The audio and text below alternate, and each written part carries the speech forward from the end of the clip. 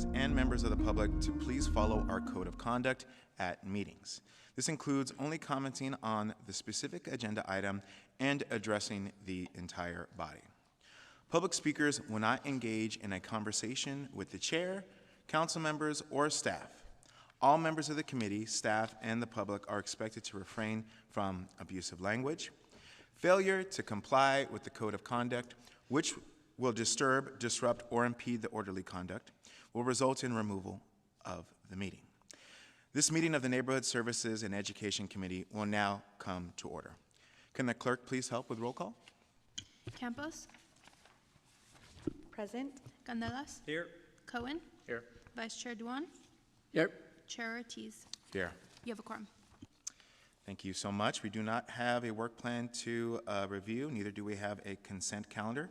So I believe we will be starting with D1, reports to the committee, Citywide Sustainable Park Maintenance Annual Report. And we have a presentation, a 15-minute presentation from Avi Yodam. Thank you, Chair Ortiz, members of the committee.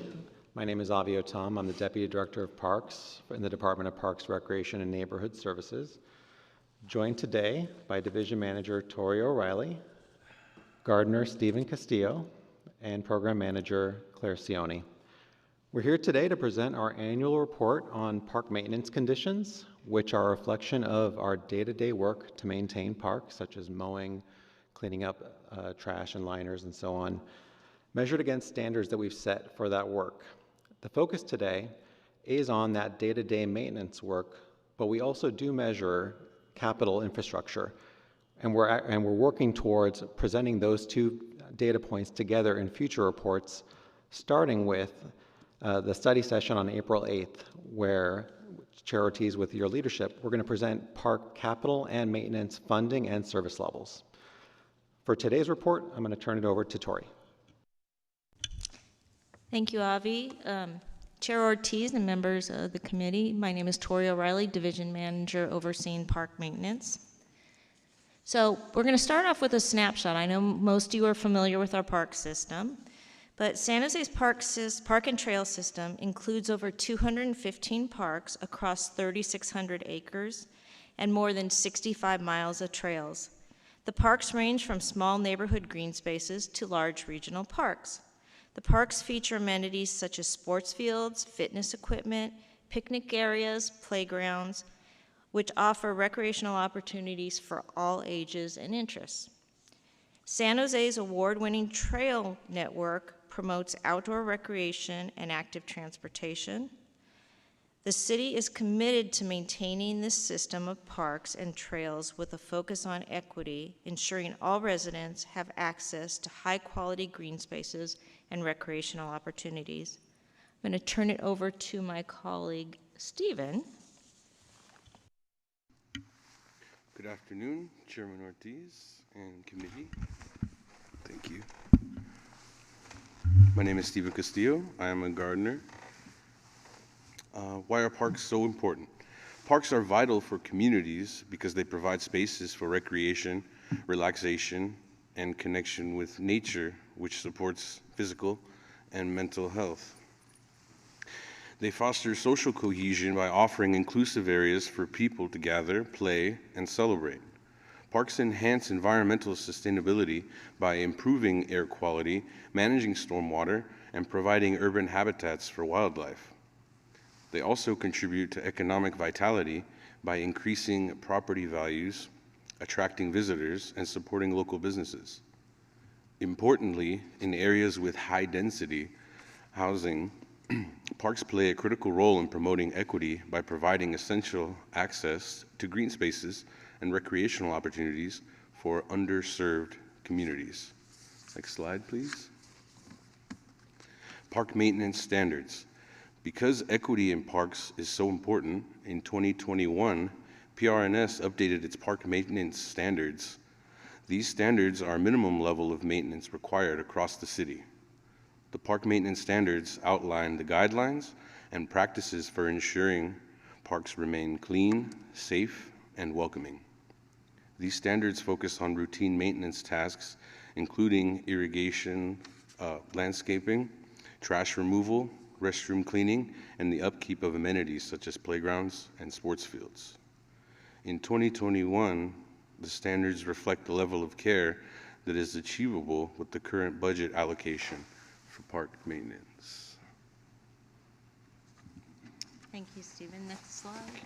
Oh, perfect. Forgive me.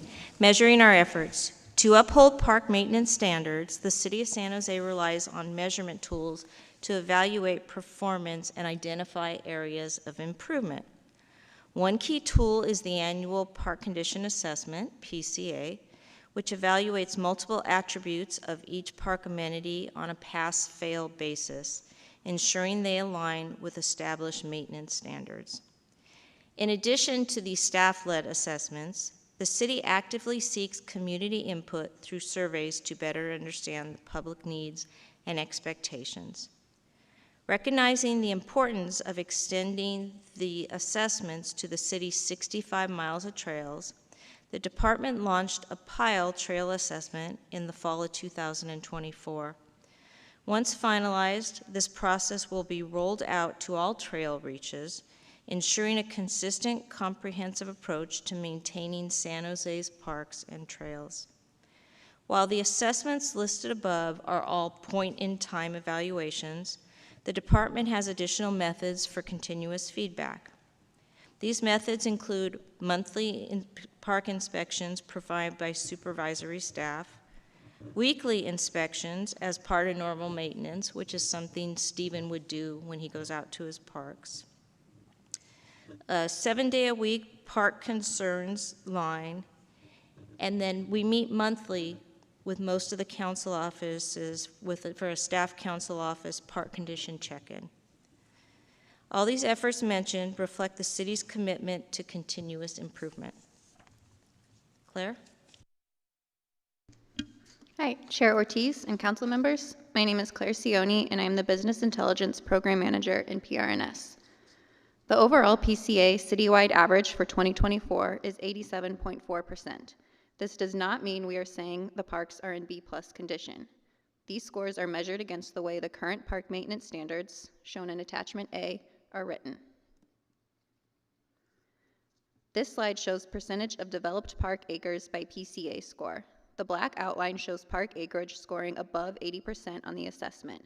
This is a promising trend as percentage of park acres scoring 80% or above has increased for the past 3 years.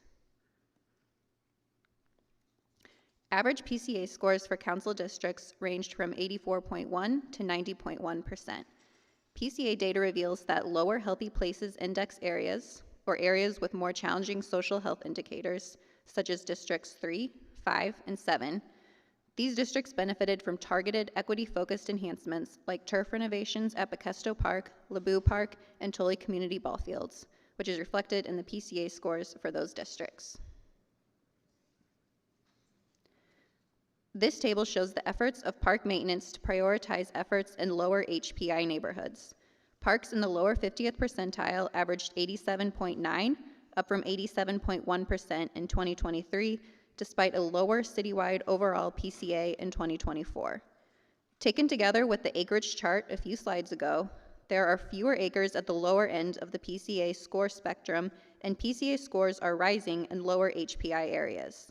These year-over-year trends are indications of progress towards equitable park maintenance. Thank you, Claire. So our public survey results. We also do an annual survey of the public at various PRNS events through the summer and through various outreach channels. Public feedback and PCA scores highlight key trends and areas for improvement in San Jose parks.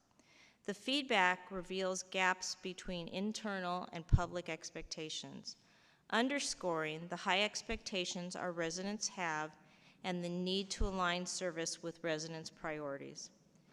Next year, we plan to update the scale of the public survey from 1 to 5 to 1 to 10 for greater alignment with the PCA tool.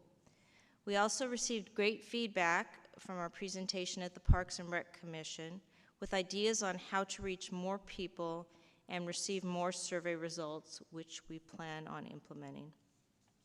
As PRNS explores ways to secure permanent funding for park maintenance through a 2026 ballot measure and develops a park master plan to create more equitable system for distributing parks capital funding, we will also implement community education and engagement strategy. This will include statistically valid survey to gather input on park conditions and community priorities. Collecting this data will provide a more comprehensive understanding of public perceptions, complementing the current public surveys we conduct for the annual PCA. Next slide. Trail condition assessments. This year, PRNS created trail maintenance standards and launched a pilot trail condition assessment survey to capture trail quality. 8 trail reaches were evaluated across 10 categories, resulting in an overall score of 76.4. 3 creeks scored the highest, while Thompson Creek scored the lowest. Waste receptacles had the highest category score, and aesthetics were the lowest. Our next steps include staff debriefing and refining the tool for citywide implementation in this next year. Next slide. Additional factors affecting park maintenance. As San Jose parks age, many require increased maintenance demand, deteriorating infrastructure, including irrigation, playgrounds, and pathways, require frequent repairs. In fiscal year 2023-24, irrigation repairs alone required the equivalent of 5 full-time employees in staff hours. Aging equipment such as playgrounds pose safety hazards and demand more upkeep, raising long-term costs and reducing park usability. High park usage accelerates wear and tear on equipment, turf, and restrooms, requiring frequent cleaning and repairs. Special events and sports activities add further strain, while vandalism, graffiti, and illegal dumping divert resources from routine upkeep to costly repairs. Without sufficient staffing and investment, park quality and community enjoyment will continue to decline. Despite the need for increased maintenance, park staffing has declined by 18% from 2002-2003, while developed acreage has grown by 22%. This diverging reality shows up in how San Jose ranks against peer cities according to the Trust for Public Land. San Jose currently spends $39 per capita on park maintenance, adjusted for purchasing power, which ranks 67th among 100 of the biggest cities in America. A couple of slots below Stockton, which we all know filed for bankruptcy. For comparison, Los Angeles spends $49 per capita, Fremont $53, San Diego $105, Portland $117, Seattle $167, and San Francisco $200 per capita. I'm going to turn it back to Avi. I want to thank Tori, Stephen, and Claire for the presentation. And before opening up for questions, that last point we do want to reinforce that Tori made, that looking back, it's a long way, right? For a lot of our community members, it's their whole lifetime. But back to 2002, 20% fewer staff, 20% more parks to maintain. And of those parks, we're including some parks that are really high touch, high level facilities like the Arcadia Ballpark that really demand a higher level of maintenance. And we picked 2002 as that comparison because it was the high water mark for park staffing. And using an analogy that Angel actually drew last year at this meeting, in 2002, there were 6.5 acres of parkland for every maintenance employee like Stephen to maintain. And today that picture is almost 9 acres of parkland for every employee. The staffing history and the benchmarks and comparisons Tori alluded to, we're going to get into a lot greater depth on April 8th at the City Council study session, so we can really understand what's changed in our park system over the last 20 years. I also want to acknowledge, we understand there are questions on the PCA methodology. It can look like Claire said, it can look like we're given a B+ to the condition of parks, and I do want to say unequivocally, that's not what we're trying to say, but I can see how the report can say that, right? And the little nuance I'll share is we're measuring against pass-fail, and we're saying out of a bunch of pass-fail standards, it's 87. And I'll just say I took a couple pass-fail classes in school, and when I passed, it definitely didn't mean I was at 100%. So there's better ways to communicate this, though. So we're taking in that feedback, and I want to share we heard that same feedback at the Park and Rec Commission meeting last week. So we are planning for next year what initially is looking like a two-part PCA process, where on the one hand, we do want to measure the same way we've done because it's very valuable to us internally to have multi-year trend data. And also the work we do with PCA is actually on the inside, again, very valuable data in terms of how we create our work plans across park districts and multiple teams. At the same time, we hear loud and clear that it's lacking the value of showing the real condition of parks. We hear this feedback. So that second PCA assessment we'll do next year would be at that higher level of standard of the park we all want to see, we all want for our residents in our community, really aligned with, again, the resident expectations. So with that, we welcome questions and feedback, and we're here. Thank you, Avi, Tori, Claire, and Stephen. Really appreciate this presentation. Before we open it up to public comment, I just want to thank you for acknowledging that, because I know we've had conversations before this meeting, and I know that some of my colleagues and myself have some very intentional comments to come up after public comment, but I appreciate you getting ahead of that, and I look forward to working with you as chair in preparation of the next PCA scores. If we could open up to public comment, please.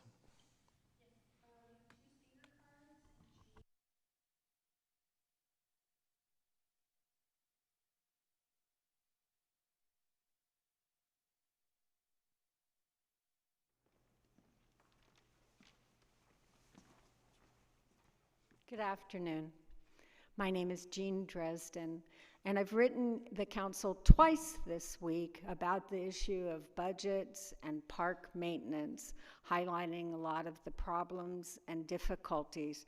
But I'll add to that today, the key factor here is that the standards were lowered in 2021 to reflect current funding and to provide morale for our hard-working maintenance workers. Who wants to be working your butt off and only get a D for your work? So it reflects what the funding level is.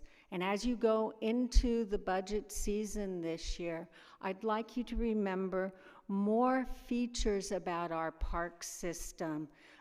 Beyond what you've heard here today, we often think of just the youth and the sports fields, but our parks are also serving the mental health of our community. It's the place where the county behavioral health system takes their chemical dependency patients to teach them walking meditation through overfelt gardens. As we know, chemical dependency is a key predictor of job loss and ending up homeless. At your at your council study session this week, you were talking about early intervention. Parks are part of that early intervention. Health problems are also a predictor of whether someone will end up homeless. Did you know if you spend 20 minutes in a park, your blood pressure will lower? And for people who use that regularly, it can reduce their need for medication. Some doctors are prescribing it that way. Immune systems are reinforced when people are around certain kinds of trees that are in our parks.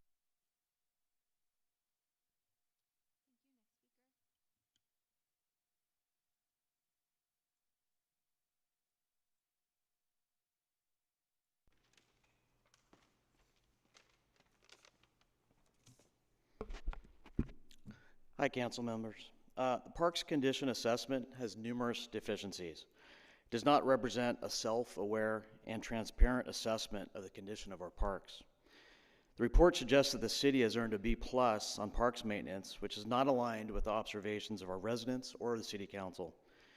This B+ grade has been significantly inflated due to the following deficiencies in the assessment methodology. Many very important and core park features don't get scored at all, like empty tree rings, the condition of public art, or inoperable water features, or toxic lakes. The Japanese Friendship Garden received a 100% score for the last several years when the water feature core to the garden's experience has been inoperable and empty for years. Most of our park's water play features have been turned off and forgotten, and we simply exclude that from our park's condition assessment. Failing parks like Columbus Park and others are excluded from the score entirely when they should be shown as failing, since these assets are no longer usable by our residents. The level of deferred maintenance is critical to understand the condition of our parks, but is not measured in the assessment. The formal parks maintenance standards has codified low standards which inflate results. If you lower the standard you're measuring against, your performance will look better. Example, for weed infestation and turf, 20% weed infestation is the top score. Why wouldn't 0% weeds be the top score? There are many other standards in the parks maintenance standards which have simply been reduced, which results in higher PCA scores. Lastly, the point in time once annual frequency of this assessment means that it misses the condition in the parks for at least 11 of the 12 months of the year and is just not frequent enough to drive meaningful short-term operational decisions. The deficiencies of this assessment are obscuring the true condition of our parks. We need radical honesty and transparency.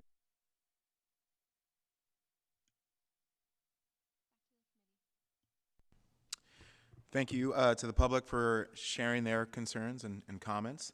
I'm going to start with my council colleagues. I do have some comments of my own, but I want to start with Councilmember Candelas. Thank you, Chairman. You know, this is always an interesting conversation. You know, our parks are, you know, part of what we do as a city, and I know Avi and your team hear from me all the time. Because we hear from our residents all the time, and this is always a good report to remind us and you know, have that iterative process of improving and how we can improve the conditions of our parks collectively, given the limited resources that we have. And so that being said, thank you for the work that you do. It's tough, and I know it's tough because as staff, you know, I understand being able to spread yourself thin, trying to cover as much as you can with the limited resources you have, and thank you, because it's tough. I mean, we were just at Lake Cunningham last week, and we visually saw the difficulty of trying to do the best we can with what we have. And so let's see. So a couple points that I wanted to ask about with regards to something that Ken actually mentioned with regards to amenities. Some amenities in our parks and the inoperable nature of them, if you will. And how do we factor that into our PCI? I mean, if that is completely left off of the criteria, then I mean we're 100% if we're not even including that as a weighted option. So that's one question. Thank you, Councilmember, for the question. I just want to make sure. Do you want me to jump in now, or do you want to? I mean, you can't just okay. Don't take all my 10 minutes. Yeah. Okay. Okay. I'll be quick. Again, we hear the feedback and we accept it. And what we've done is, and there was an audit recommendation that drove us here, and I think this is the unintended. We're living in the unintended consequence of a audit recommendation that had a good faith reason. But we split apart the measurement of day-to-day park maintenance from the capital infrastructure. Got it. And the reason there was the condition of the capital infrastructure, which we do assess through our capital division, helps drive how limited construction and conveyance tax funds are split across the districts. And what the audit wanted to make sure is the results of like day-to-day maintenance. So if we didn't do our job mowing or picking up litter, that shouldn't affect how infrastructure money is allocated. So absolutely, you know, that feedback's taken in. This does not reflect, let's say, I'm going to use Smythe Field as an example of a field that's completely out of use because of a capital. But you know, as the community member mentioned, that would fall into the infrastructure backlog, which we acknowledge is not side by side in this report, and that's what we're looking to do in the future. Got it. No, thank you for that. And then, so for example, if a water feature at, say, Fowler Creek Park because of the drought conditions that we're in. I mean, just don't go outside because it's pouring. But, you know, because of that, because we haven't used it, and, you know, residents aren't able to access this feature, is that, and it's not for lack of capital infrastructure investment, but it's actually for lack of operational use. So how would that mesh, you know, this bridge that we're trying to, you know, connect? You know, I think you're bringing up a good item that kind of falls between the cracks here of we don't actually know the condition of the infrastructure because they've been out of use for so long. It's been a decade. I don't believe, and I'll look to my colleagues to confirm or to correct me, I don't believe we're measuring the condition as an amenity that's out of use. And again, I think that's great, that's good feedback for us about how we need to do the next round of process improvement for how we look at the park conditions. Correct, and thank you for that. And that's, I guess, to the point that I was trying to make is improving our rubric to see how we can incorporate certain things that residents would say, that's a deficiency. That's, why is this graded, why is Fowler Creek Park graded a 99 when this feature hasn't even been operable, and there's, you know, and I get it, it's a point in time, and it's essentially anecdotal to the best of our ability. But, you know, that's something I'd love for staff to just dive in. And I mean, for example, Santa Clara, the city of Santa Clara kind of does what they can to assess the conditions of their parks, and they have a poor, I think it's poor, good, fair, poor, critical, based on, you know, they equate numbers to, you know, their impact to facilities, and then they also have examples. So, you know, I'd be curious to see, you know, how we can benchmark, how we can improve our benchmarking to neighboring cities. Not that we compare to Santa Clara because of the stat that you gave, given we're 67th out of the top 100 cities in per capita investment. But that's something for me to try to see how we can move us in the right direction, to see how we can make improvements on even just telling the story. So that's one. And then, I think the survey, there was a survey that was referenced, public survey results, which were through Viva Parks. And I think in the report it mentioned something about council offices to distribute. But I asked my staff, and our staff never saw any of the survey results to try to get feedback from our residents on the conditions of our parks, or else I would have sent it out. I probably would have done a social media campaign on it to try to get as many voices as I can, because I get hammered on this all the time. And so, I would like to be incorporated in that a little bit more intentionally. I think, obviously there's things like QR codes and all these other things that staff is pretty good at, because I know I've seen it at those Viva Parks or those activations. But, okay, so that's it for now, but I want to see what my colleagues have to say, because there's a couple other questions and I don't want to monopolize the conversation. But thanks again. Thank you, Councilmember Candelas. Councilmember Campos? Thank you, Chair, and thank you, staff, for the report. As we heard in public comment, parks are incredibly important to the ecosystem of our city, to the quality of life of our residents, and so I appreciate the great work that you do to provide the best quality that we can with limited resources. And so, building off of the comment that Councilmember Candelas made about neighboring cities and hearing about the standards that fluctuate, are there any industry standards that we can be referencing when we're creating and setting standards for our city? Thank you, Councilmember, for that question. We've actually had our staff interviewed by a number of cities who are looking to really mirror what we're doing. I think we all do look at each other in terms of how we evaluate parks. The approach that we take, and I don't want to take too much of your time on this, but the approach we take actually is based on the city of San Francisco, which evaluates parks quarterly with a special team that's actually not even in the park department, it's in their, almost like their audit department. They measure it quarterly, and they collect all that data. Their standards were really the basis for our work. We look to them, and you know, different cities approach this a little differently, all of them, but they set that approach of a pass-fail of, did the park, you know, hit the criteria you're looking for, yes or no, on all these different things. So in our case, we look to SF. Thank you for that answer. I also was curious in the observations that are conducted for parks. Is it just during daylight hours, or are there any observations that are done in non-daylight hours to measure a standard for lighting at our parks? Currently, we just do our assessments during daylight hours, but we do have a park concerns line, and residents email us frequently or call us frequently about lighting conditions in parks, and so we can address those, working with Public Works, of course.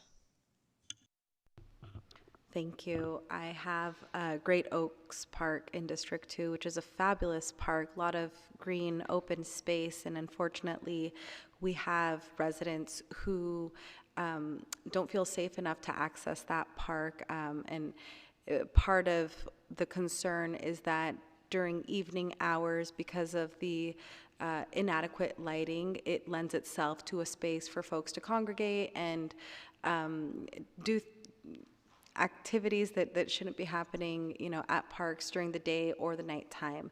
And so that's a major concern, and I know that Vista Park in the area where I live is a very well-lit park in the evening. And so as we do our work with a focus on equity, I hope that we can be proactive about setting a standard for lighting as well, so that every community and every resident feels safe accessing their parks during the daytime, and that there aren't any activities happening overnight that then preclude folks from being able to enjoy their parks during the daytime.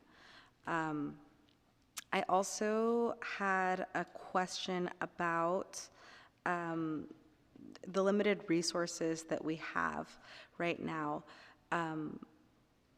How is staff balancing park maintenance and service requests using an equity lens for proactive maintenance as we are constrained and limited with our budget and resources? Sure. So probably 4 or 5 years ago, so let me just a little backtracking. So previously when I came into the Parks Division, there wasn't really an equity lens. It was whoever complained the loudest, you know, got care for their parks. And so, you know, a lot of parks in more affluent neighborhoods received better care, unfortunately. And so we realized this, and we started to use something called the Healthy Places Index, which is an indicator. You know, it's 25 measurements of things going on in a community. And so based on that, we identified communities that when we see the park condition assessment results, we put extra efforts into those. And so, you know, we may not have the resources to have additional staff, but in those communities, we'll direct like Conservation Corps or our Resilience Corps program, or do additional volunteer activities.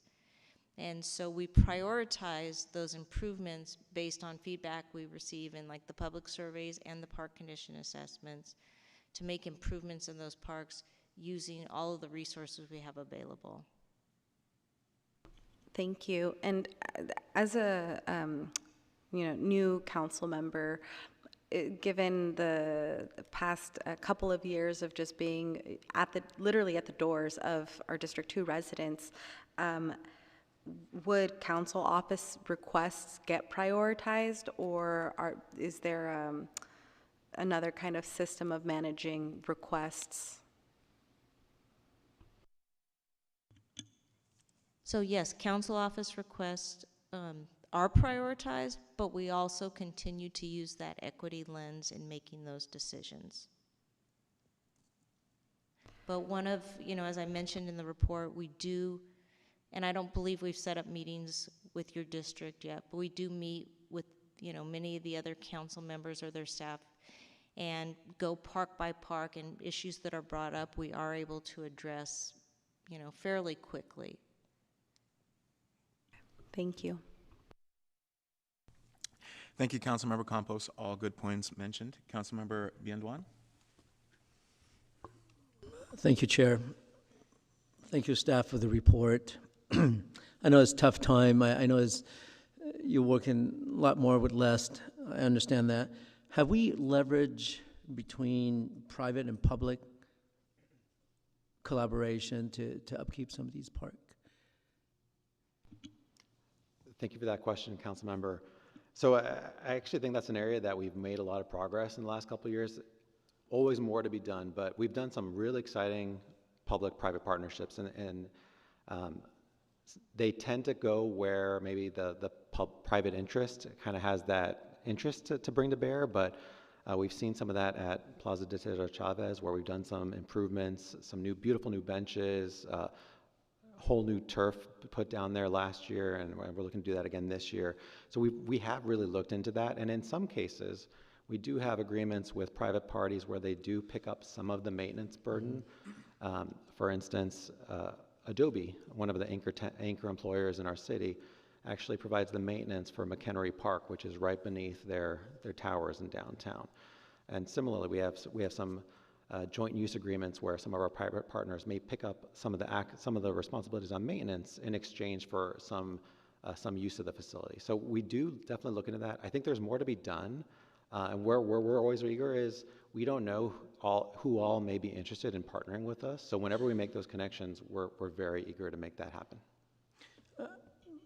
I don't think we wait for them to show interest. I think we should have someone go out there and ask, because a lot of these companies, I know we got more than 200 companies that would willing to adopt some of these smaller park, and just that you present that opportunity to them and show them that their collaboration not only help the community, but also it's almost like a free advertisement for them. They can say, look, for example, Apple or whatever other company, maybe Cisco and so on, HP, and said, look, we clean up this park, we maintain this park for our community because we do business here and we live here. So I think it's important that we do that. Definitely, we agree with you 100%. And I got a little kick under the table that I neglected to mention that exactly through our volunteer program, we do work with a lot of corporations, with Apple, NVIDIA, and others, to do some volunteer events. It's more event-based, and we're trying to kind of ladder up to some ongoing investments from those organizations. I also want to speak in that sphere of public-private partnership. Although it's 12 years behind us, we are still living in a world where we really have a hybrid model where a lot of our work is done in-house through our maintenance staff, but we also have private vendors who provide maintenance at our smaller parks, and we also have a private vendor that provides our restroom custodial services. Thank you, and just want to mention, I've gone out there and volunteer multiple park where we spread mulch and picking up the garbage and supporting PRNS and so on. I think we should leverage more of our volunteer, because lack of staffing, we can supplement that in some manner. Tully Ballpark Field is right at the heart of District 7, and Spartan Little League pay our city a certain amount of money to use it. And yet, some of the parents have to bring their own lawnmower out there. It's disheartening, right? And these are where our youth, a younger generation learn how to be, work as a teamwork and expands on their capability, and yet, half the park is not being water well, or the maintenance is not there. And I do understand, because we right there by Coyote Creek and lots of homeless. And I have worked with our police department, try to make sure the crime in the area is down, and patrol there, and not having so much unauthorized feeding of our unsheltered residents, which causes a huge amount of garbage and critters that come from the creek. So why is it that when you got a group that paying us, and yet they have to literally go out there and maintain themselves. And I hear this every single time they go out there and every single year. And what can we do better on that? Thank you for that question, Councilmember. And also, just let me start by thanking you for your consistent approach with everybody. I think you're getting all of us our attention at Tully Community Ball Fields, and I appreciate the work you're doing to try to deter the unauthorized feeding, because that's the cycle we live in, right? And it just feeds on itself. So I'm gonna ask my team to correct me if I'm wrong here. We do on the mowing side of things, we do provide weekly mowing to all of our ball fields that are in use. What we do through our contracts that we've had with our nonprofit Little Leagues is allow them to also provide their own maintenance service if we're not able to, at kind of the baseline level of service we provide, if it doesn't meet the needs. So Tori, I don't know if there's something different about this situation. I want to speak to this also very specifically. And actually we're going to bring to this committee in 2 months a discussion on the equitable use of sports fields. And one of the pieces of that work kind of speaks to this dilemma of what is asked and what is granted to the different users of our fields. And right now our staff is doing that good work to make sure nobody's being given extra and nobody's being asked extra, if that makes sense, so that everybody has that level playing field and equitable access. Yeah. I just want to add, so with many of our Little Leagues, especially in District 6, we do have those, we provide the same base level of maintenance to each of our sports fields, but they may want something more. And so some of our leagues will, step up and volunteer, or one of the leagues, paid to have one of our contractors come in and do additional maintenance on that.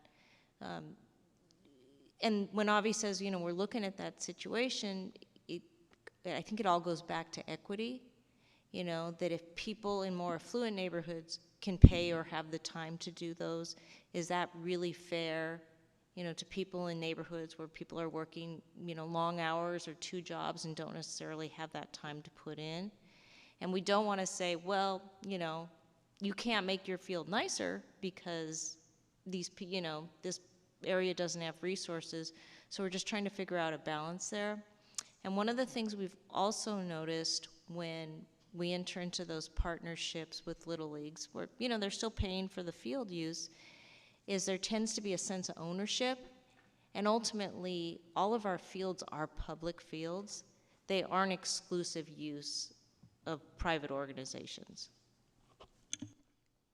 Well, I think a simple irrigation just to get the grass growing, right? That's the basic, most of our park. And if you got bare dirt, and not only it would cause injury to the kids who are playing, and is not aesthetically pleasing when we put funding and they put their effort into maintaining it as well. So I encourage the simple irrigation, and we talked about it extensively. Last year we walked it with PD and the Little Leagues and PRNS as well. One of the agreements was the irrigation. Got to have the water in order for the grass to maintain green, and then we have to just cut it so that way it's nice and even so the kids don't get injured. Well, thank you so much. I know it's tough, and I do understand, and we're all praying for recovery and economy. Thank you so much. Thank you, Councilmember Dewan. Councilmember Cohen. Thank you, Chair, and I want to thank the team for the report and for your work. Having been doing this for over 4 years with you now, I know how much, what your challenges are, and obviously even what we all would like to think is simple irrigation is obviously not so simple. And I notice in your report, I think it was something like 10,000 hours of time spent just on irrigation, troubleshooting, and repair. So it kind of led to a question in my mind about, are there some new technologies, new things we can do? Because I know somebody who has fought with irrigation systems in the past, how hard it is to keep them operating. What are we thinking in terms of how we can maybe deal with that in a more effective way? You know, unfortunately, you know, given the age of some of the infrastructure in parks, the solution is really to start over and create a new system, which is really, really hard to do. You know, there's some parks that I've seen where we've pulled out, you know, galvanized pipe and there's holes the size of a golf ball in it. And we don't find out many times until there's leaks in it. And, you know, I think that's one of the things we're working with on capital, on trying to identify those locations where we do those things and try and start over from fresh. I appreciate that. And I certainly want to thank you and encourage my colleagues in a similar way to make sure just to be interacting with you on a regular basis about the areas of need in your district. I mean, what I know is that we spend a lot of time talking about very specific issues with a leaking pond at Noble, for example, that we're finally getting fixed this month, and other things that take time, but that we have to specifically make sure you are aware of, because you can't be everywhere, you can't know what the residents are seeing. So that those monthly meetings that we have are very helpful to our team and to our community. Just one last question I want to ask now. The data has always confused me, right? And I'm looking through table of parks in my district and other districts and seeing big fluctuations in these numbers from year to year. And so, you know, it's one thing to say, okay, I kind of can understand that you're rating, but when, for example, and I'm looking now in District 5 at Overfeld Gardens, which is ranked at 54%, 59%, and then for 1 year jumped to 87%, and the following year dropped back to 59% again. So why the outlier number? Is there an explanation as to what difference happens each year as those numbers are being, and the same thing's true in Alum Rock Park, and I get it that Alum Rock Park dropped to 44% last year, probably because the road was closed for half the year and no one could even get into the park. But to go from 94 to 44 in 1 year and then back to 79 the year after, just makes me wonder how useful these numbers are to us. Councilmember, you know, that's the $64,000 question, right, about a methodology like this, and there are typically things that underlie it on a park-by-park basis that can drive a big increase or a big drop. One of which being the example you gave about irrigation, that we've had parks where the irrigation will go down for months at a time, and if that includes the time we're measuring, you know, that's obviously going to completely reduce the score. There's also the possibility of that quick point in time factor, that if our team happens to show up and you know, our assessment teams create their schedules and they go to try to cover certain ground as efficiently as possible. If they happen to go to a park right after it had received its service, it may look different than an hour later or a day later, because we know we're not able to maintain parks 7 days a week. So you know, this is where it's frustrating, right? Because it is that 1 day a year where we get in there and one park may have been cleaned and tidied up right then, and another one shows the use of that it should receive, right? We definitely hear these questions, right, and concerns. And the SF example that I spoke to earlier, and again, they have a different world of resourcing on parks, which I would love to have that problem. But what they do is they actually measure quarterly. They measure once a season. They don't publish all that data because any point in time you still have some fluctuations. But they take each of those data points and then they average it together to come up with a composite for what the condition of that park looks like over the year. We pick and choose how we measure. The way we do things right now takes about half. I'm going to ballpark about half an FTE of our staff time from our senior maintenance workers and our supervisors. So it's, we're taking them away from quite a bit of their day-to-day work because it's important to have this information. So what I'm speaking to is what we're thinking about is how do we scale up measurement while also we don't want to pull away from the fact that our supervisors need to be supervising, they need to be proactively inspecting and doing their day-to-day. But yeah, this is the question. Okay, thank you. Anyway, I appreciate the challenge of and the different types of parks that you're dealing with, right? Large neighborhood parks, large regional parks like Alum Rock and Overfeld with very different type of needs than a small pocket park or even.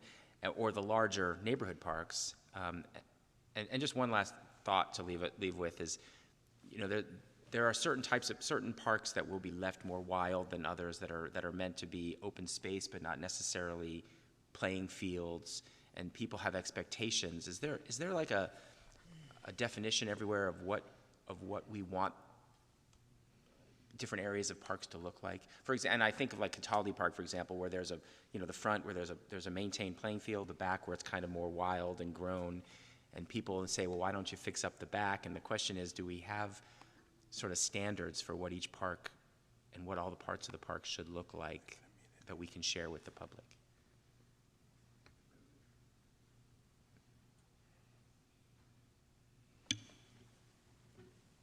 So I guess my big answer is no, not necessarily. Every park, when it's built has a master plan and it's built according to that. And, over time, things will die out and we don't have the resources to replace them. One of the things we've tried to look at, because, people don't like us to use chemicals, is, trying to create these places as meadow spots, but then we get complaints that there's weeds in the park. Mm-hmm. And I mean, that's a dialogue I'd love to have with the public and try and come up with, what is that vision for the parks? Yeah, thank you. And then just the last thing, I know how hard it is to deal with our gophers in the East Foothills. So, I appreciate the work that you all do to try to keep our parks in as much of a useful shape as possible in very difficult conditions. All right, thank you, Councilmember Cohen. Just want to begin my comments by thanking staff. Appreciate all of your hard work on this. I also want to thank you, Stephen. Thank you for your hard work maintaining our parks, actually going out there doing that hard work, and I really appreciate that you're here in this room. I do got a little bit of tough love, but I hope don't take this personal. I know, as mentioned, we are understaffed, we are under-resourced. The funding of the capital projects in our parks are not equitable. So I know that there are a lot of factors that have brought us to where we are. But I think if we are at least not measuring the condition of our parks in a way that everybody can understand and digest and agree upon, we're going to continue to we're not setting proper expectations with the community. People see these high numbers, and then they go in their neighborhoods and look at parks, and they're like, something's missing here. And so, reading these numbers, I don't feel like they accurately reflect the lived experience of our residents in our district, especially in District 5 and District 7. Parks have been, as you all know, parks have priority for my office. I've been meeting with John, I've been meeting with Andrea, Angel, about these topics time and time again. When my staff visit the parks, because now we do a monthly park audit before our meetings, we continue to see issues that are not reflected in these scores. My staff has actually provided some photos to our AV team from our recent park audit. I wanted to ask if they could bring up the Amistad Park photo. So this is just an example of, I would say, 80% of our park benches and playgrounds that are covered with graffiti or marker, tagging, and really it's on many of the structures within the park. If we could look at the Cassell Park oh yeah, that's great. If we could look at the Cassell Park image now. Sorry, next time I'll put it in slides.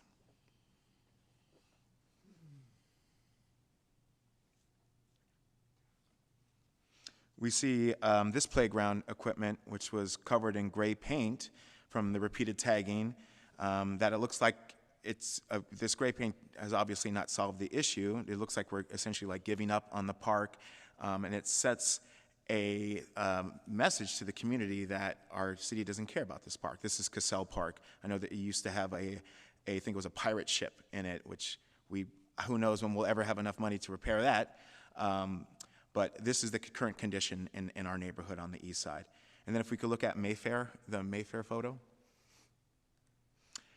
This is the current condition of the restrooms in the Mayfair area. And this is something that I've mentioned continuously in our meetings. And so, I'm trying to advocate for a parks bond, right? But if I go out to the community and they say, well, we already see what you're doing with your current money to maintain the parks, we're not going to be able to get the amount of support we would need to get that parks bond over the threshold to come and be accepted by the voters.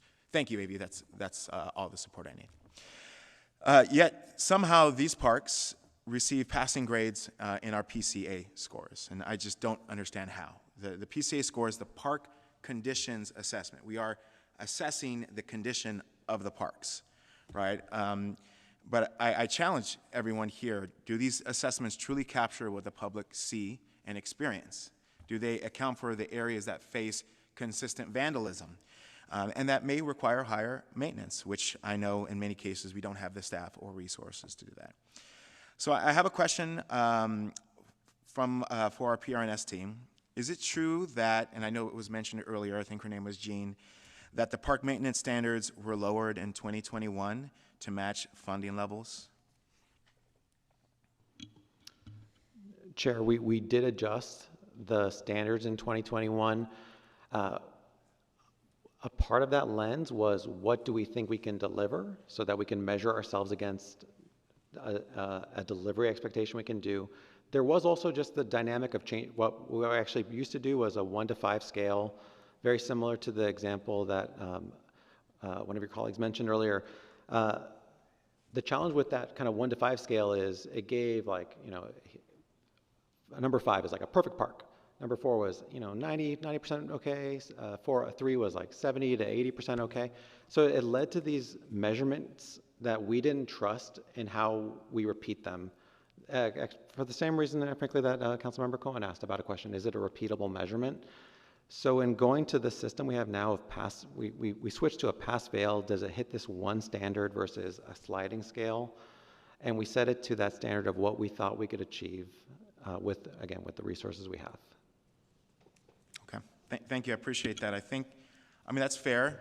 You know, you can't set expectations so high where you're continuing to get D and failing grades.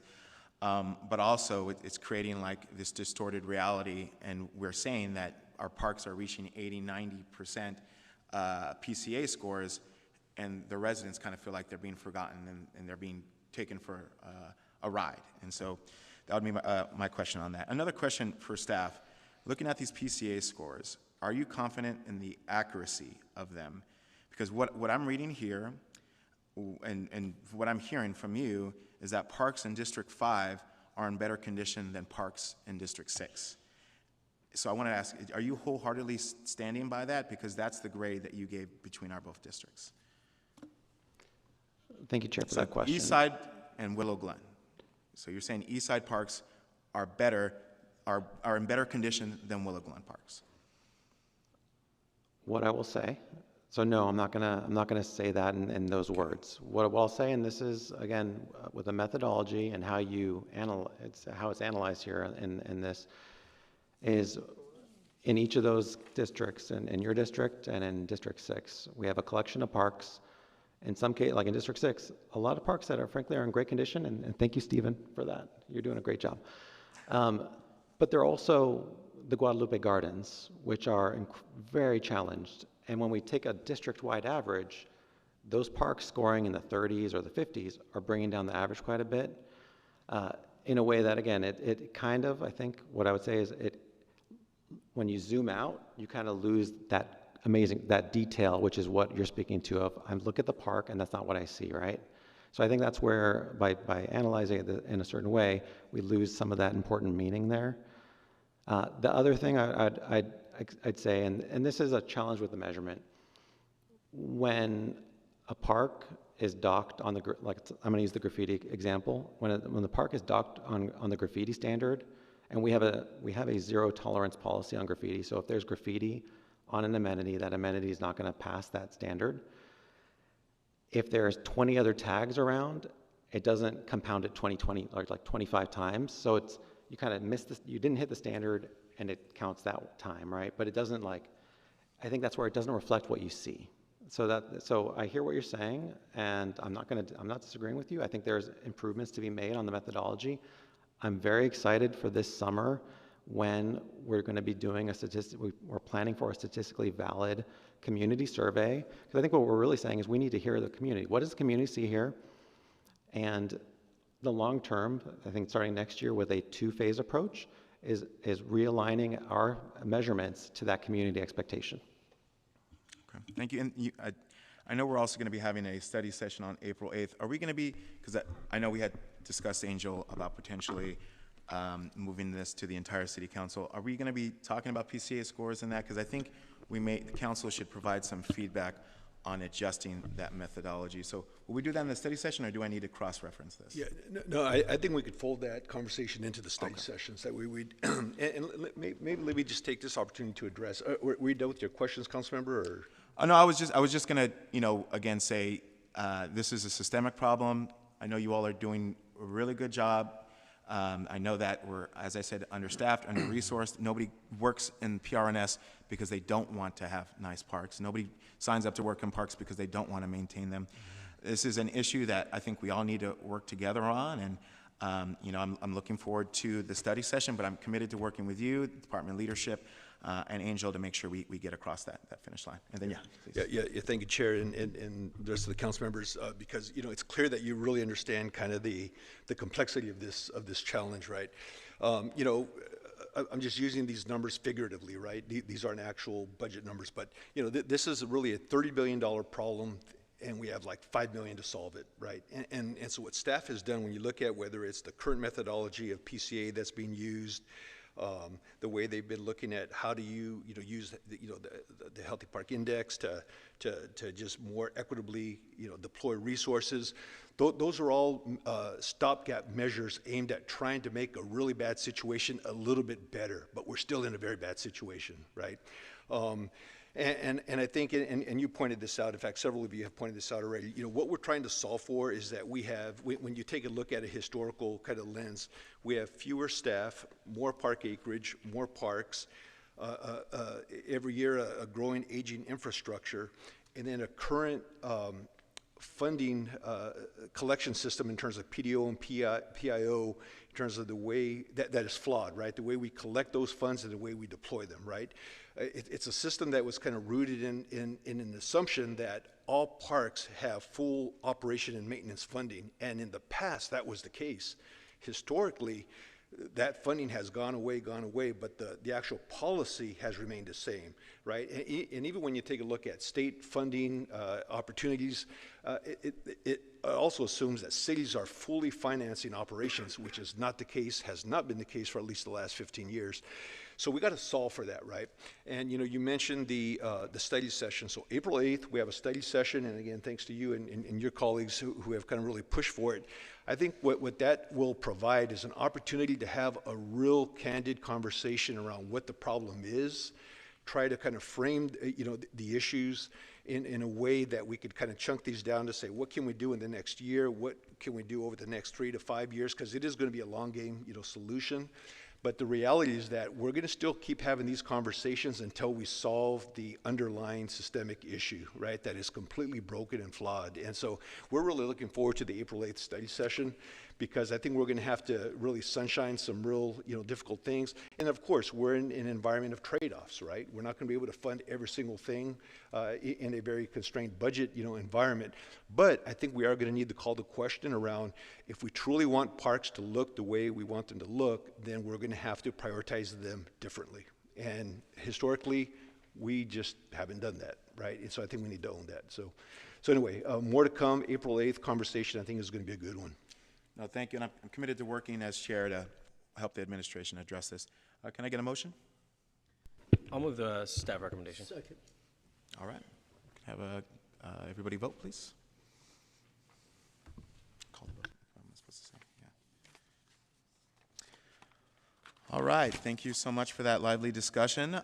Now we are going to item 2, Digital Equity Assessment Status Report, and we have a presentation from Jill Bourne, City Librarian.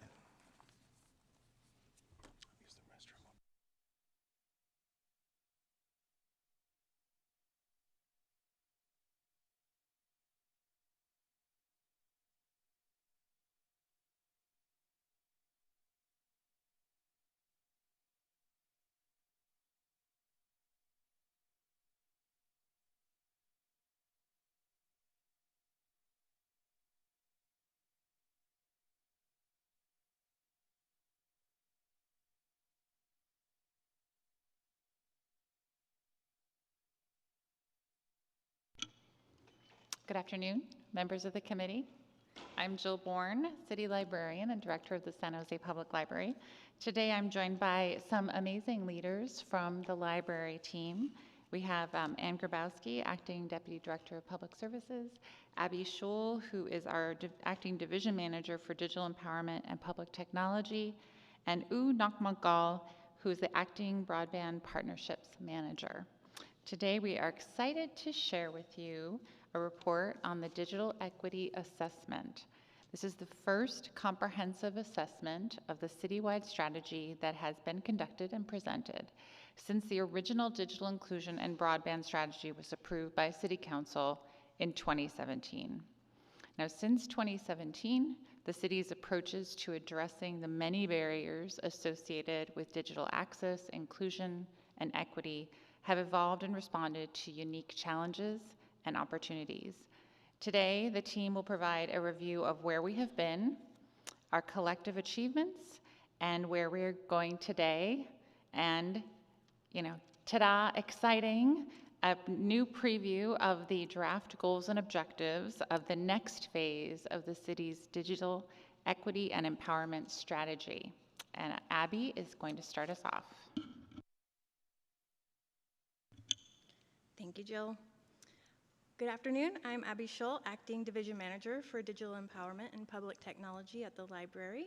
A bit of background to set the stage.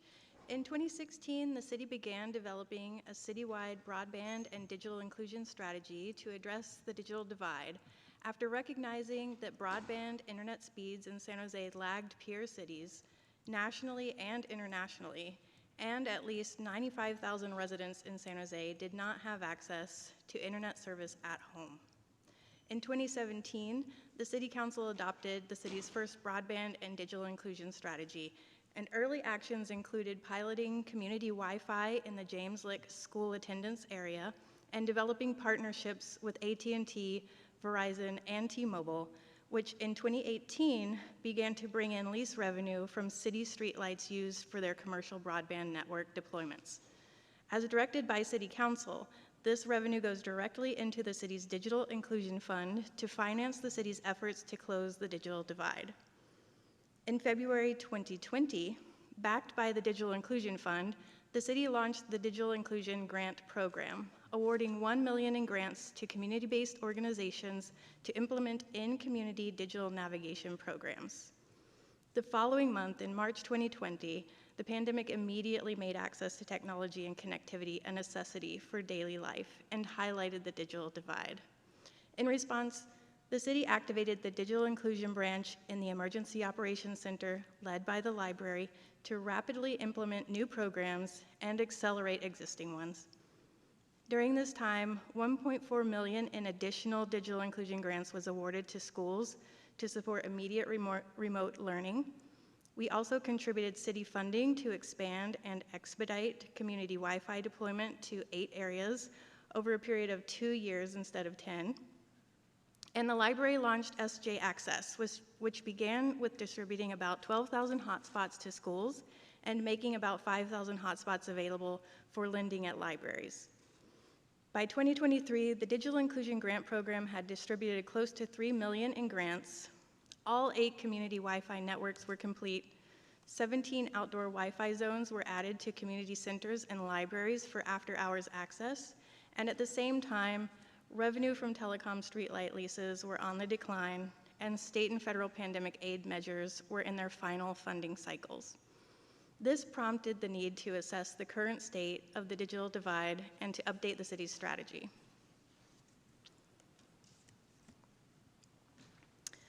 The Digital Equity Assessment had 4 key findings comparing 2017 to 2025.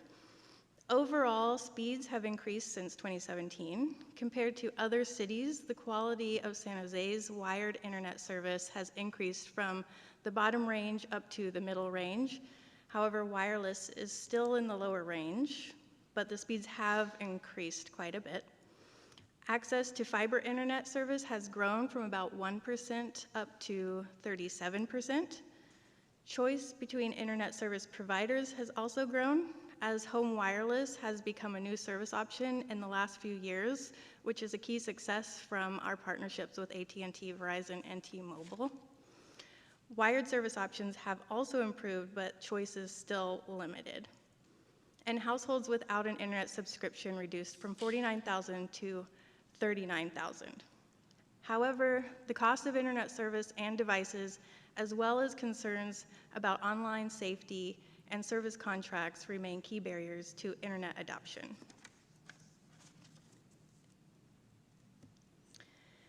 Based on the current state assessment, we developed 3 strategic goals to update the citywide strategy to address the digital divide.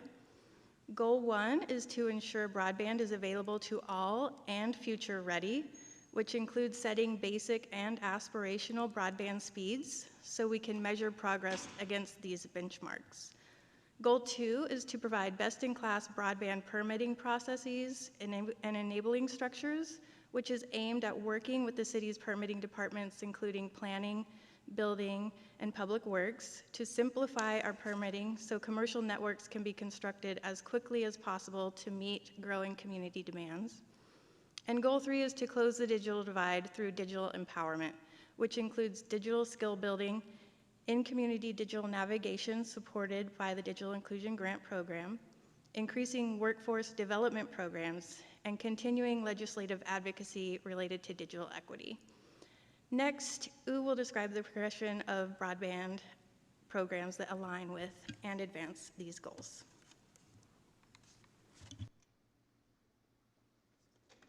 Thank you, Abby, and good afternoon. San Jose's broadband infrastructure has improved significantly. Today, 99% of residents have access to internet that meet the federal minimum speeds of 100 megabits per second download and 20 megabits per second upload. Fiber access has grown from just 1% in 2017 to 37% today, though this is still behind the national average of 56%. Home wireless options have also expanded from 0 to 52%. Gigabit speed service is still limited, but high-speed options are growing. Currently, 36% have access to broadband that meets the federal aspirational speed of 1 gigabit download and 500 megabits per second upload. Much of this progress comes from strong partnerships with telecom providers and faster permitting, helping expand 4G, 5G, fiber, while supporting smart city, digital inclusion programs, and other essential efforts. The graph on the right shows how improved small cell permitting has driven both mobile and home wireless growth. Still, some mobile home and multifamily communities lack basic internet, and competition remains low, with 68% of the cities still have access to just 1 or 2 providers. To address these challenges, Goal 1 will ensure universal and future-ready broadband. Goal 2 will streamline permitting and foster telecom collaboration to speed up infrastructure together. Since 2017, more San Jose residents have home internet, but cost remains a major barrier. The number of unconnected households has dropped from 9 to 4%, but more people rely on cellular-only internet, increasing from 6 to 8%. Households with only a smartphone have more than doubled, from 2 to 5%. These trends make it clear affordability remains a challenge. The city's 2017 survey found that 60% of unconnected households could afford only $9 or less per month for internet. Today, that average cost is much higher at $68 nationally and $84 in California. The federal Affordable Connectivity Program provided a $30 monthly discount, helping 40,000 San Jose households and save over $1 million each month. But after the program ended in June 2024, about 16% canceled their service due to cost. Community Wi-Fi, built in partnership with the Eastside Union High School District and supported by school tech bond funding, provides free outdoor Wi-Fi within 8 neighborhoods, covering about 200,000 residents and support over 76,000 users monthly. However, maintaining and upgrading this network is expensive, and the service doesn't match the speed, reliability, or capacity of commercial internet providers. As we look ahead, we'll explore sustainable, high-quality solutions for the long term, aligning with our first goal. Our digital empowerment efforts are driven by Digital Inclusion Priority Index, which focuses on areas with the lowest internet adoptions and household income. Community Wi-Fi build-out follow this index. It also has guided the allocation of hotspots and Chromebooks at library branches and helps determine locations of digital programming. On the map, dark pink represents the highest priority areas, while green shows community Wi-Fi coverage. And I'll turn it over to Ann next. Thank you, U. My name's Ann Grabowski. I'm the Acting Deputy Director of Public Services at San Jose Public Library. Aligned with Goal 3 to close the digital divide through digital empowerment, we aim to ensure that every member of our community is digitally empowered through access to the tools and knowledge they need to thrive in an increasingly digital world. Since its launch in 2020, the library's SJ Access program has provided over 80,000 residents with critical internet, device access, and digital skills training, with 72,000 served through the library's programs and over 10,000 served by programs funded by the city's Digital Inclusion Grant Program. In the last year alone, the library supported technology skill development for 33,000 people. That's incredible. 18,000 youth and young adults were able to access a variety of programming to teach computer and technology skills, and 15,000 people used our online digital skill building pathways program, which was developed by our own staff. The expanded digital skill building pathways now offer flexible, asynchronous learning available through the library's website, which allows residents to build digital skills at their own pace from home. The pathways host more than 70 skill building courses in English, Spanish, and Vietnamese across a range of topics, ranging from social media use, safety online, and using tools like Google Drive. In July 2024, the library added AI 101 and 102 courses to our offerings, aimed at providing a foundational understanding of this rapidly growing field of technology, and those have been accessed by over 500 participants. Recognizing an increasing demand for technology-focused workforce readiness, SJ Access joined the city's Resilience Core program, launching the Resilience Core IT and Computer Science pathway as a pilot in January 2025. This pathway provides living wage, part-time employment, and technical training for unemployed and underemployed young adults. Thanks to funding from Apple Incorporated and PwC, our first cohort of 4 Resilience Core associates are gaining hands-on experience in coding and IT support, as well as working towards gaining an industry-recognized certification, positioning them for careers in technology and beyond. The program aims to empower young professionals with skills, expertise, and impact-driven work that serve as a pathway into the tech industry.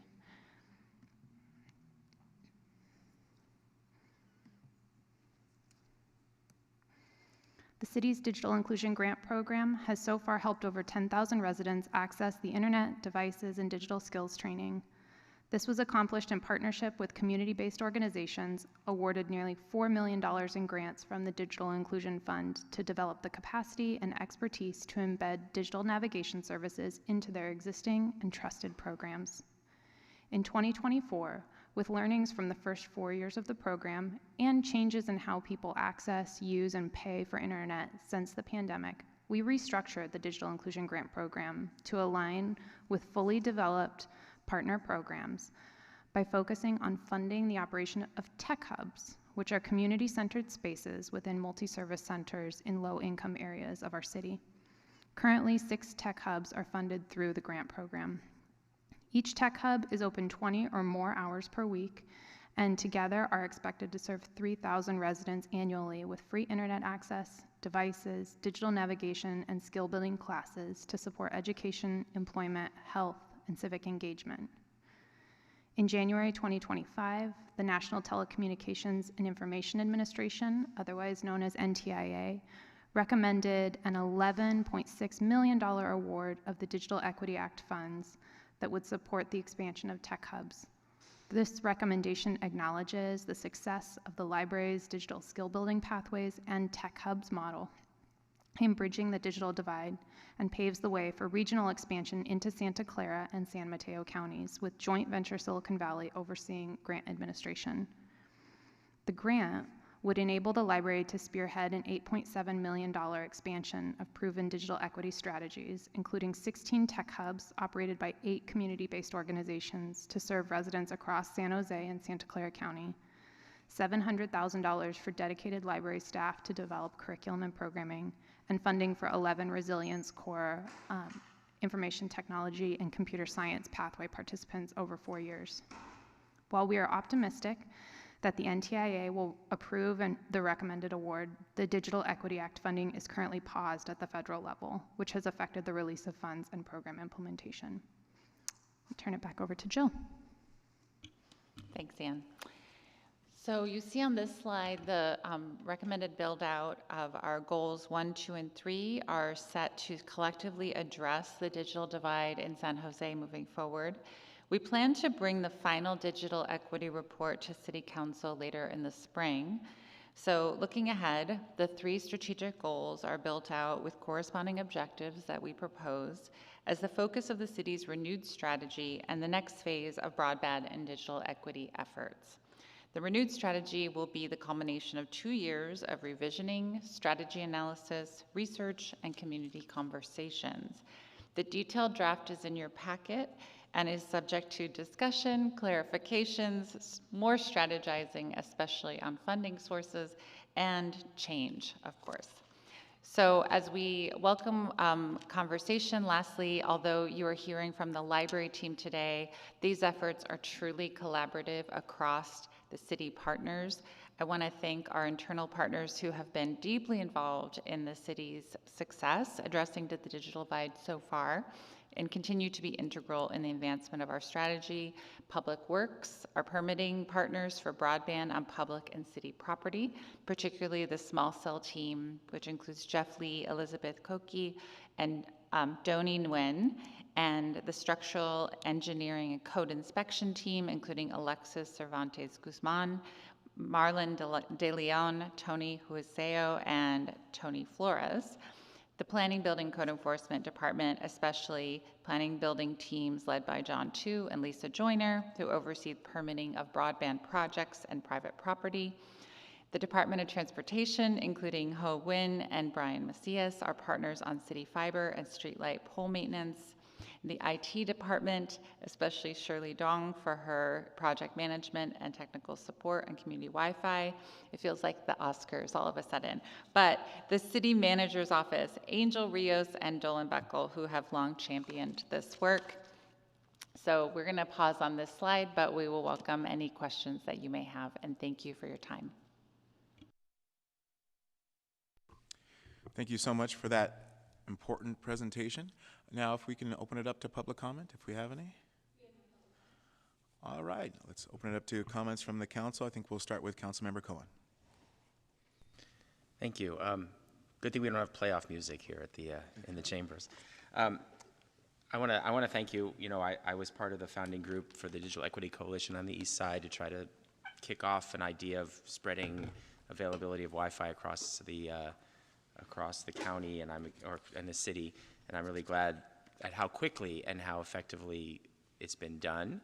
And now I'm more curious about, you know, how well it's working, how many people are using it, and how we best spend our resources. I saw the number of 76,800 people. That's 76,000 people per month that are accessing Wi-Fi. Is that correct?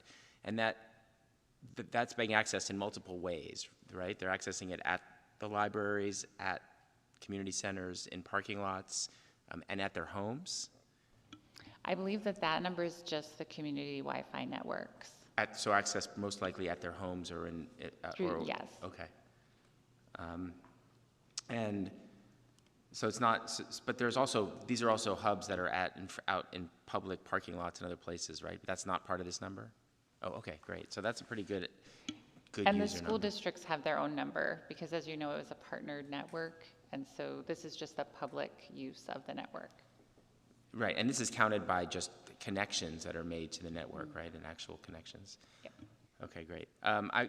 So the number of people that don't have access to, that access number of 30, I forget the exact number, 35,000 or so people who don't have access to Wi-Fi at home, those are people who technically there is no option, or is that the number of people we know that don't actually have it? Or what does that number mean? So we get this ballpark from the American Community Survey, which is a census survey that they do annually, but we use the 5-year rolling average to just flatten out any jumps that you might see in any given year. But what we can tell from that number is the number of people who are subscribed and the number of people who are not subscribed to the internet. And the reasons why they're not subscribed to the internet, we search out through other means. One of them is the equity index that was up on the screen. And so we look, and also with conversations with the community and also through our grantees who are providing services directly to individuals who need this support. Those are all the ways that we try to figure out for that pocket of the public who aren't connected, why, and how can we help them? And it's not really necessarily because they don't have the ability, that there's no technical way to connect. It's because they have either chosen not to connect or can't afford to connect, right? Yeah, thank you, Councilor, for the clarification. So we also use the new Federal Communications Commission broadband map, which was updated a few years ago to be more granular and provide much better data on a location-by-location basis on infrastructure. And so, as U was describing, we do know that there is approximately 0.5% of San Jose that struggles with actual infrastructure. And we have found through that data that that's majority comprised of mobile home communities and some multifamily buildings that have old infrastructure and would need updating. I know that we had had conversations in the past at this committee and other places about mobile home parks specifically, and how there were different challenges on providing the service there. Have we been more successful at adding mobile home parks to our accessibility area for our digital system? Part of the assessment has really been to narrow down, as Abby just said, almost on a location by location basis, whether the issue is that there is not infrastructure available. And so part of the next wave of the strategy would be to develop specific goals around reaching mobile home parks, because the reasons for them not having infrastructure might be varied and individual based on the residents there, based on a number of factors. And so we would probably work with each district in order to address specific regions of the city where that's the issue. And I know there's some newer technologies out there now, like non-line of sight, longer distance technologies that may be priced at a reasonable place where we might be able to start providing some of that infrastructure in those locations.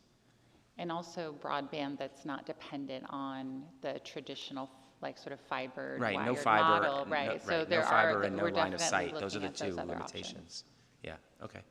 And then the question that comes to mind as I think about this now is, in terms of the cost effectiveness of providing this actual technology and wiring a Wi-Fi versus giving people assistance to buy it themselves.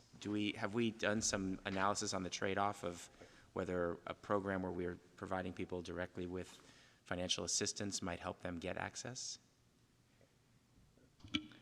One piece of context in this is that there was a program called the ACP, or Affordable Connectivity Program. They've almost blocked it out, for a very brief moment in time in which we really focused on getting households that were not connected signed up for this program, which was a subsidy for internet access.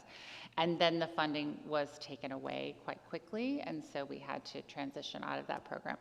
I'd say in one way, the lesson of that model is that in a lot of ways it's unsustainable, and that the longer term solution is likely going to come from the hybrid approach that our city has taken, which is really to partner with our local telecommunications providers on the best possible deals for our residents, and then really narrow it down to what are the best options. And that is our intention, to come back to council with that, with our partners, to understand, you know, where are the remaining gaps, what are the best options for our community, and then what role the city can play in helping to bridge that divide.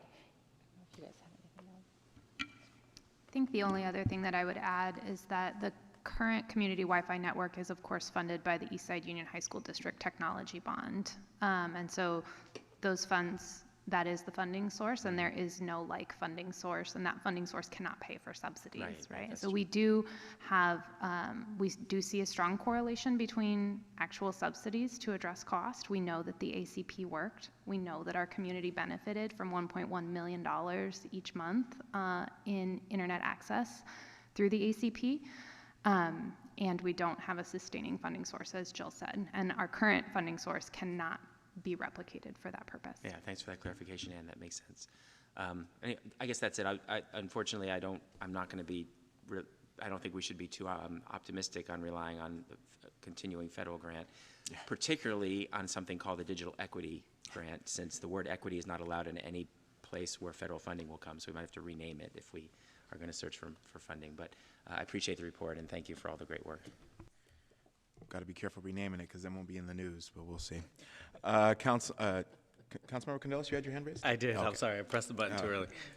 So no, thank you for your work, Jill and team. You know, I think it's a tough issue, and you know, representing parts of the East Side and East San Jose is, you know, this is something that we deal with day in, day out, especially with our families and in elementary schools. And I get the question I had was towards, you know, the shifts in the market with our small cell partners, if you will, and there was something in the report about you know, 2,000 street lights, you know, being leased for some of these companies, and as of January of this year, there was that number decreased to 1,800, and basically there's a $10 million delta between what we expected and what we projected when the fund started to now.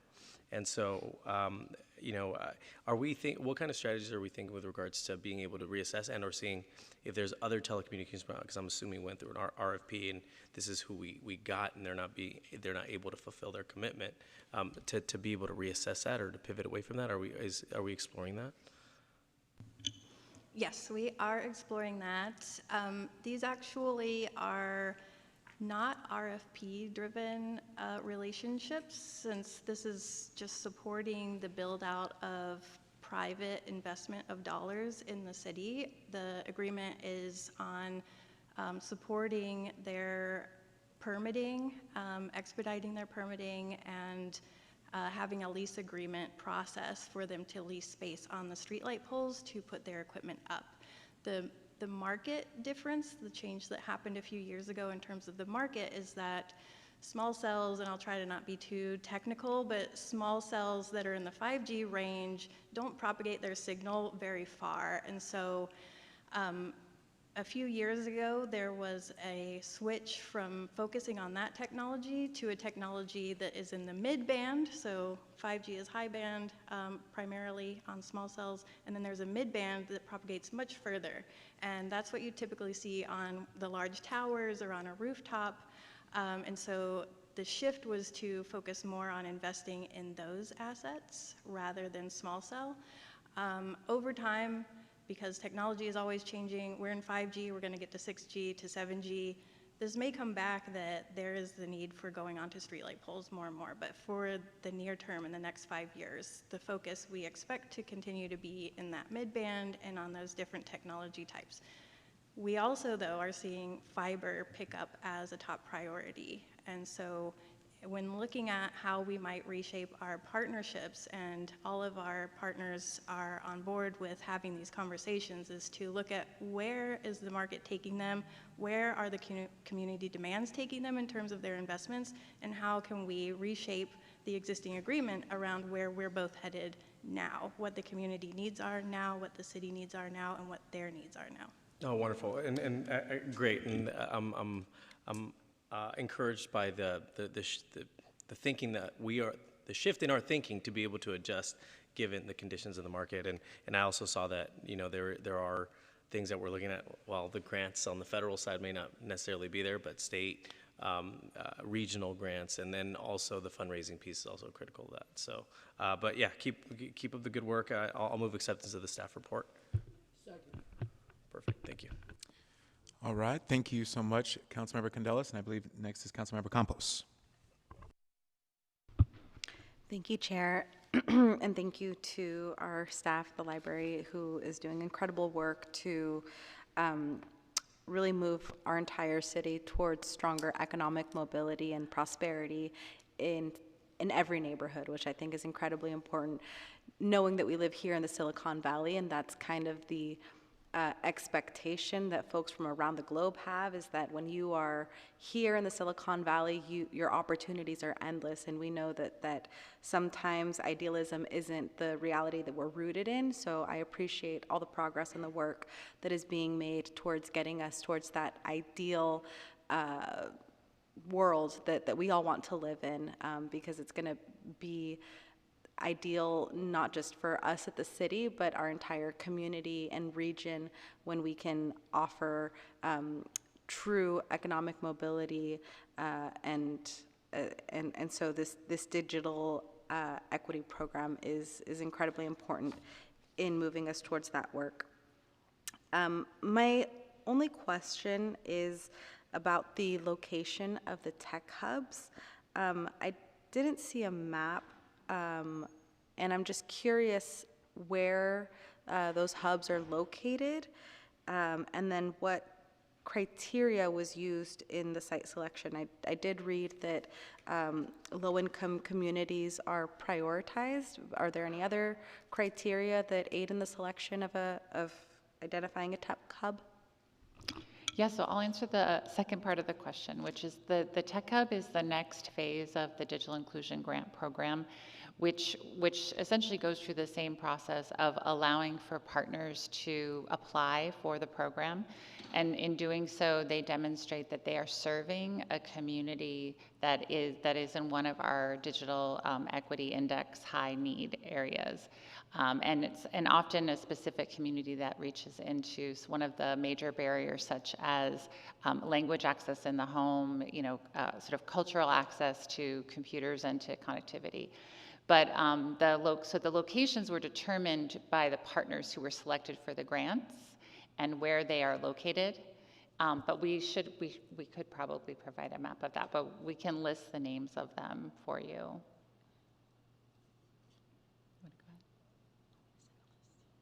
What'd you say? Oh. So, okay, so we can provide a list and follow up. That sounds great. We're trying to get the exact addresses, but we can actually put them on a map for you as well. That would be incredibly helpful. I know that every part of our city is going to have demand, and I think part of the work that our city could be doing, especially through a strong social justice lens, is to prioritize those communities that have been historically underserved and under-resourced. So would love to see that map, and hopefully the map will demonstrate our commitment to advancing equity and social justice in our city. Just one more question about a point here in upgrading the city network infrastructure. It looks like we're moving from copper networks to fiber optics. And is there the same risk for theft, the way we've seen copper wire theft with the change to fiber? So fiber technology actually uses very fine threads of glass, and so does not have the same issue as copper because it is not a valuable commodity to pull from the infrastructure and take to a recycler or other way of trying to turn it into its market value. So it does have that benefit compared to copper, that it doesn't have that same issue of having that value. Thank you for clarifying. Again, really appreciate the work that you're doing and look forward to future updates. Thank you, Councilmember. Councilmember Dewan. Thank you, Chair. Thank you, Jill and the staff. You guys have been incredible work in being the centralized place where people come together and close the gap of digital divide. I wonder if we ever leverage, I know a lot of elderly people who doesn't have access to the internet because of their low income or the SSI income that they get. But I know that they can get the free cell phone that allow them to access the internet. Have we leveraged that from our, I believe, our federal government that doing this particular program?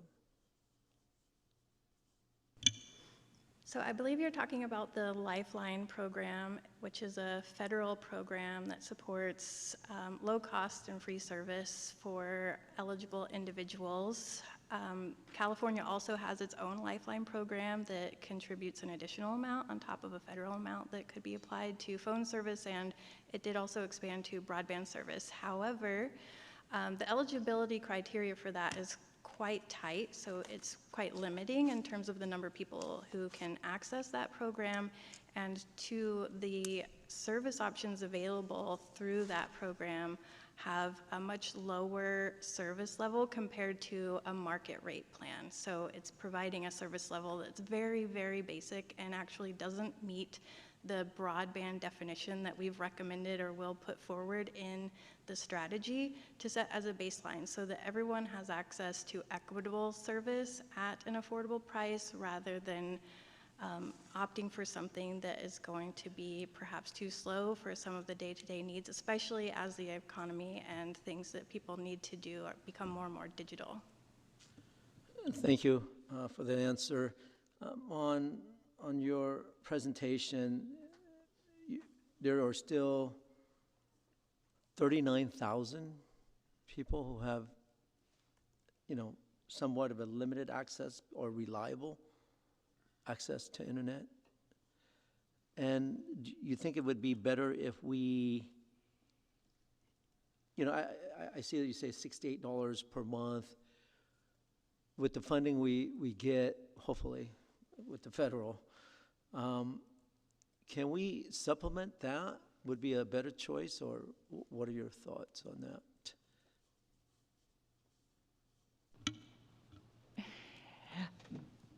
That is kind of the question. You're getting at the crux of the issue that and we're really welcoming all these questions and writing notes because as we develop out recommendations to come to council, these are really helpful. The real issue is how do we address those 39,000? We know that a certain number of them are in places where there is no infrastructure, such as mobile home communities. What are the best options for reaching them? A certain number are maybe it's preventative due to the cost. And then what are some options for the city to reach them?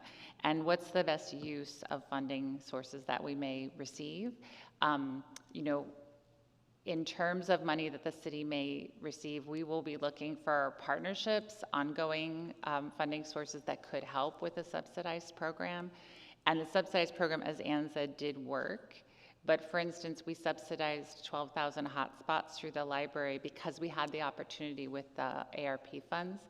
And it was just a Band-Aid, a very expensive Band-Aid. And then when the funding was gone, those hotspots were gone. And so it was not a lasting solution. So what we really prefer to do is come up with sort of strategies and sort of agreements with our partners to come up with a menu of options that really make it affordable, to really build folks' digital skills to the level where they want to commit the funds to having an ongoing connection. And then maybe there are some other options around funding subsidies that we can afford, but get that number down as small as possible. All right, thank you, and keep up the good work. Thank you, Councilmember. All right, thank you, colleagues, for your comments. I have a few questions. Again, just want to echo my thanks for your dedicated work to our community, especially closing the connection gap in our most vulnerable areas. And so I know as a former school board member just how important that is, especially for our families on the east side and central and downtown San Jose. I have a few questions. I think some of them may have been asked alluded to, but my first question is, does the digital equity assessment go into demographic information on the residents lacking internet access and facing other barriers, such as only accessing the internet through mobile phones?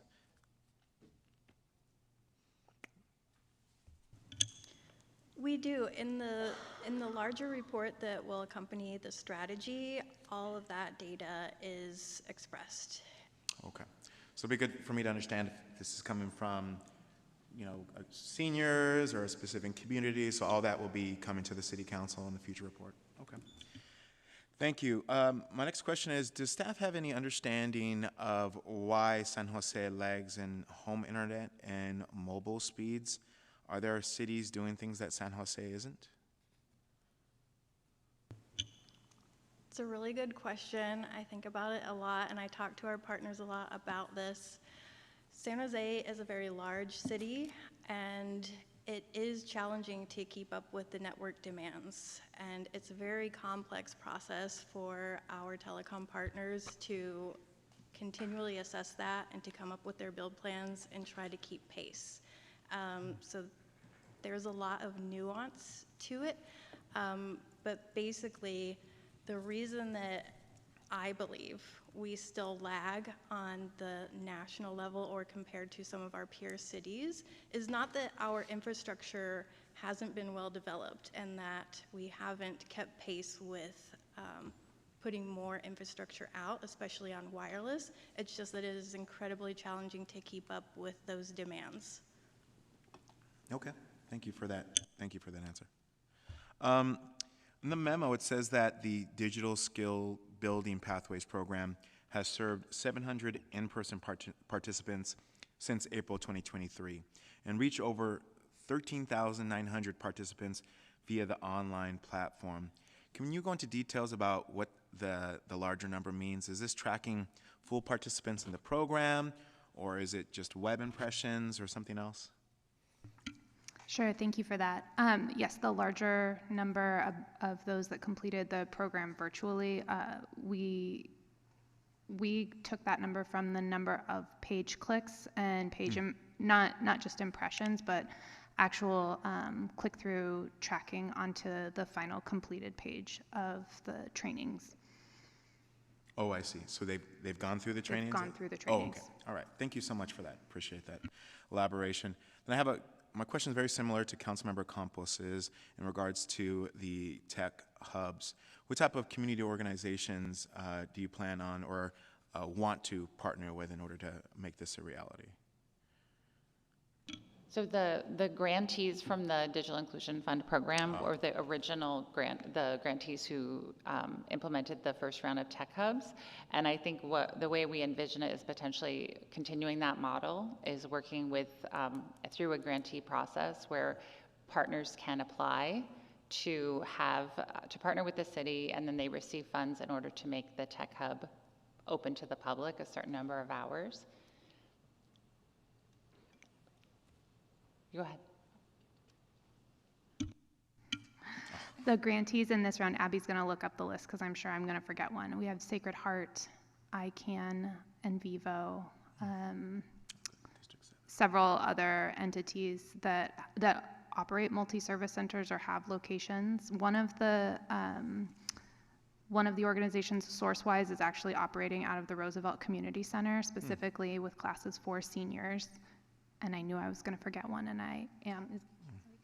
Oh, Catholic Charities is the other one. Yeah. Okay, great. And so there's the first round of tech hubs. I think I heard they're already up and running. Okay. All right. Well, I look forward to. We're planning. They're very recently up and running, and so we're planning a series of sort of opening events and ribbon cutting, and so we'll definitely be reaching out for folks who want to participate. Yeah, in those. would love to see. I'm not sure if there's any on the east side, but I'd love to be invited to them. Next one, I was really excited to see the information regarding the Resilience Core Information Technology Pathway. I think that is an amazing opportunity to our families here in San Jose. I wanted to ask just a little bit more details. Has the Resilience Core developed any partnerships with employers? Is this program trying to identify talent for employment here at the city? What's like the end goal?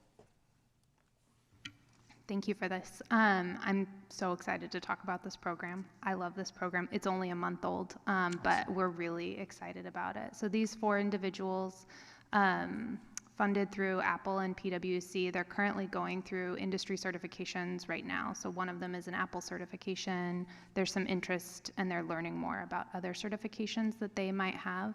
They're being mentored by our library IT team on how to do customer service and support, and really, our library IT staff are also mentoring them in giving them information about different types of information technology fields they can go into.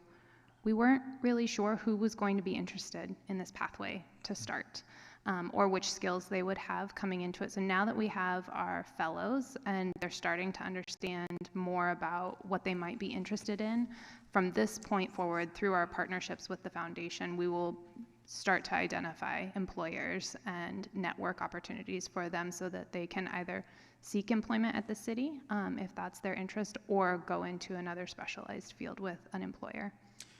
That's great. What's our capacity for the program right now? How many people can be enrolled in it? We only have capacity for 4. The seed funding for the program was for 4 Resilience Corps associates, and we were able to recruit all 4. And so we're actively seeking funding for more slots, and are hopeful that the NTIA grant that's paused right now will come forward so that we can have 11 spots available very soon. Awesome. So they would all be the funding would be grants specifically from the private sector. I'm sorry, I don't quite understand the Well, question. the funding for the capacity, you guys are mostly looking for grants from the private sector? The telecommunications federal grant that has been paused at the federal level also includes funding for 11 Resilience Corps associates. That's what I meant. And separately, we are also fundraising from the private sector. Okay, that's great. Please let me know what I can do to support this. My background's in workforce development. I've worked with a lot of organizations who, like, their main goal is working with employers to, change their perspective towards talent coming from alternative pathways. There's orgs here in San Jose that's also doing this work, so I can't wait to be briefed on this topic, and I'm just really excited for your work. Thank you. Okay. Call for a vote, please. Thank you.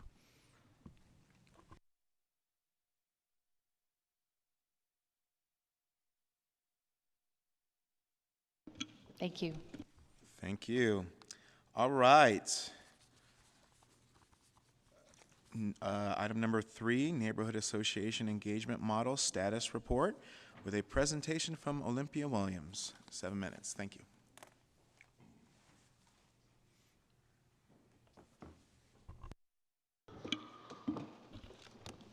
Good afternoon, Chair Ortiz and council members. I am Olympia Williams, Deputy Director of the Community Services Division. Today, I have Aurelia Bailey, the new Beautify SJ Division Manager, and Xochitl Montes, Community Services Supervisor, with me to provide an update on the Neighborhood Association Engagement Model. We are excited to share with you the work that we have done to implement Pillar 1 of this new neighborhood engagement strategy, and how we are aligning our internal programs to better engage with neighborhood associations throughout San Jose.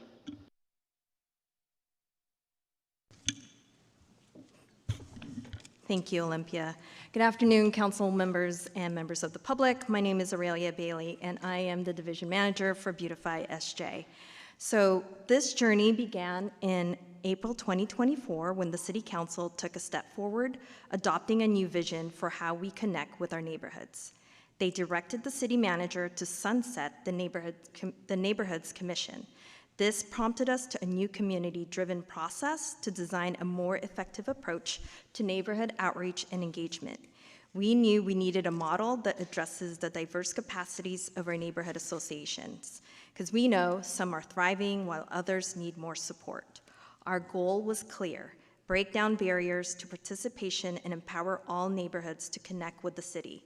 Because at the heart of it all, we believe that residents are the key to building strong communities, fostering connection, and creating opportunities for everyone.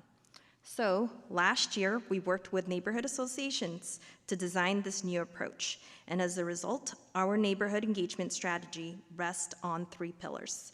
This year, our focus is on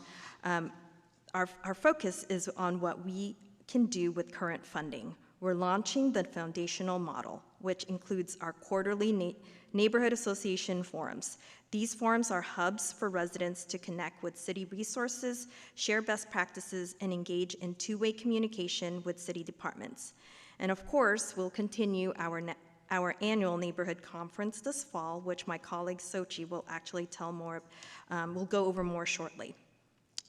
Looking ahead, we envision two more vital pillars. A dedicated neighborhood support team comprised of skilled navigators will help neighborhood association tackle complex issues. These navigators will equip neighborhood leaders with tools and connection they need to effectively address challenges and leverage city resources. Finally, a new neighborhood services advisory group. This group will provide a platform for residents to directly weigh in on community issues and drive action, leading to increased knowledge of city resources and greater resident empowerment. This foundational infrastructure, we're working to build a foundation for greater participation and engagement. Now, it's important to note that while we're actively working on the foundational model, funding and resources are not yet secured for the neighborhood support team and neighborhood services advisory group.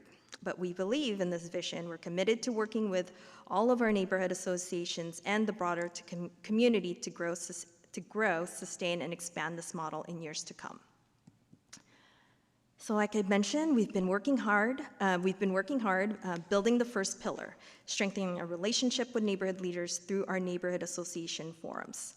So last year, while we were creating this model through our community engagement process, 5 key themes emerged as central to this work. Basically, think of these as our guiding principles that shape our efforts. So first, capacity building. We're asking, how can the city empower neighborhoods to create thriving self-sufficient associations? This means exploring options like grants, streamlined administrative support, and comprehensive leadership training. Second, issue support. This is about providing top-notch customer service. How can we equip associations with the information and resources they need to navigate the city's structure and access available services? Third, connectivity. Our neighborhoods want to connect with one another. They want to build stronger communities, share valuable knowledge, and enhance self-sufficiency. We're exploring programs like mentorship opportunities to facilitate this peer-to-peer learning and collaboration. Fourth, two-way communication.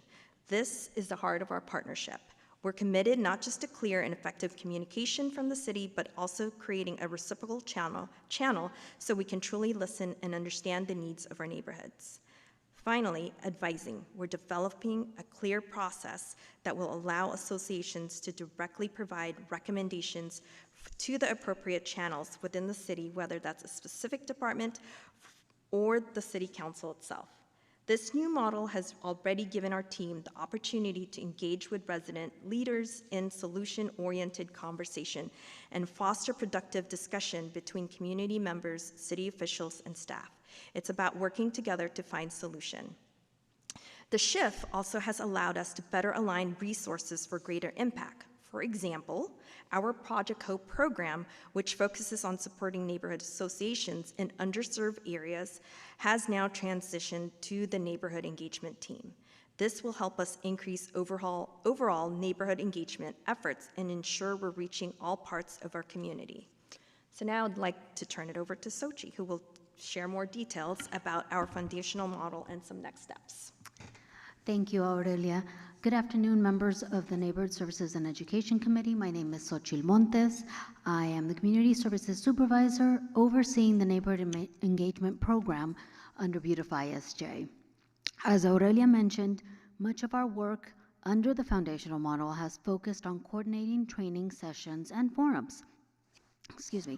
These platforms provide neighborhood and association leaders with the opportunity to learn about available city resources and become involved and informed on issues that impact their quality of life.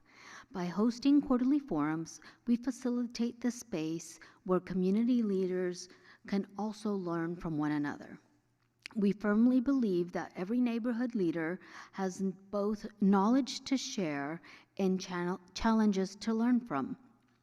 Our goal is to create an environment where neighborhood leaders can connect, exchange ideas, and share best practices with one another, strengthening leadership within our neighborhood associations in the process. So the annual Neighborhoods Conference is another key activity coordinated as part of our foundational model. On October 2024, we hosted our second annual Neighborhoods Conference, which was themed Neighborhoods Are the Heart of San Jose. And it brought together 250 neighborhood association leaders, residents, and community partners. During this conference, we gained valuable insights into what neighborhood association leaders would like to see happen, specifically the opportunity to be heard regarding community issues and to be involved in finding and implementing solutions for those issues. We also learned, as mentioned previously, residents' priorities and needs through the lens of our engagement model. Capacity building, issue support, connectivity, two-way communication, and advising. As part of the conference activities, participants were all invited to vote on potential topics for future workshops and forums. The top 3 areas that received the most votes were connectivity and public safety, peer-to-peer advising on strengthening their neighborhood association, and advising on effective communication with other association leaders, city staff, and elected officials. As was mentioned before, during the October 2024 conference, residents voted on these themes for upcoming forums that are to be held the second half of this fiscal year.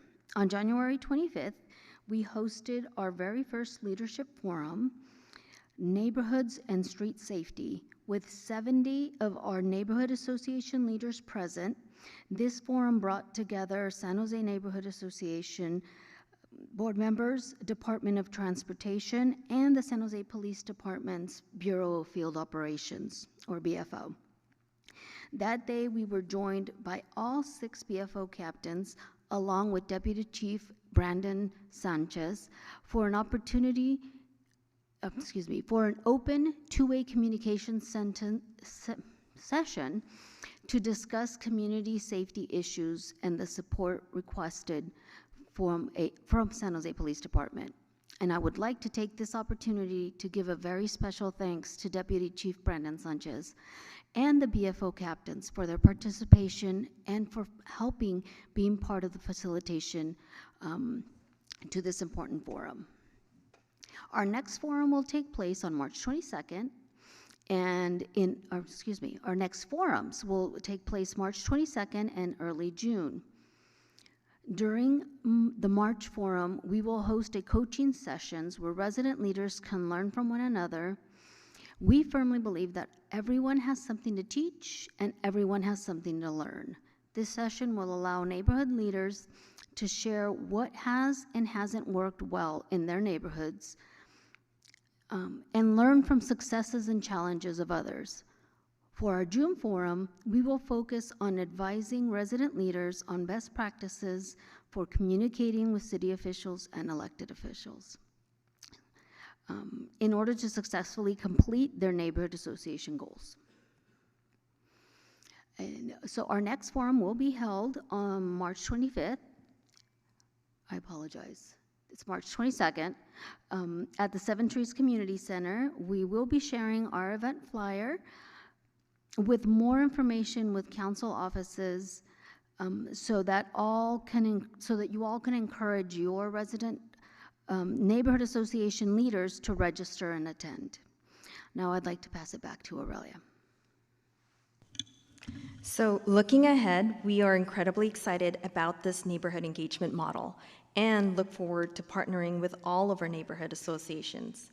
We know that in this work, our team needs to collaborate, coordinate, and meet people where they are.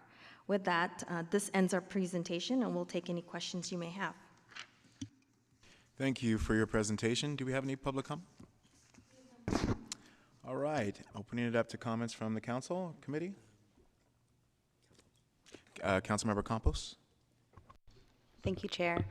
And thank you to staff for this report. I know how incredibly important neighborhood associations are to our council offices to really help make sure that we are bringing the work of City Hall into our neighborhoods and that we're listening to our residents about what actions we should be taking here in our work at City Hall. And so I really see a beautiful relationship that needs to be nurtured so that we can reap the benefits that we hope we're planting the seeds for now and in the future.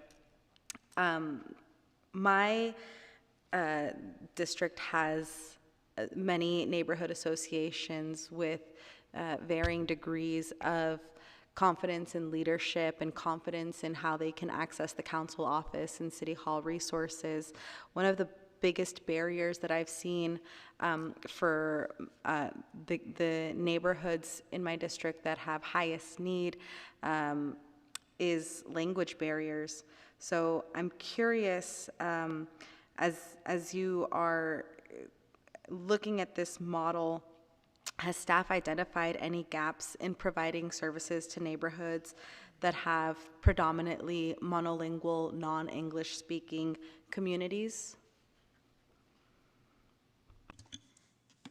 Yeah, thank you, Council Member Campos. I think one of the things that we've done strategically this fiscal year is adding our Project Hope team onto our neighborhood engagement model. And so with that, it allows us, because they have the knowledge of a majority of the residents, especially in our underserved areas, and they also have the language capacity. So we have staff that are bilingual in Spanish and in Vietnamese.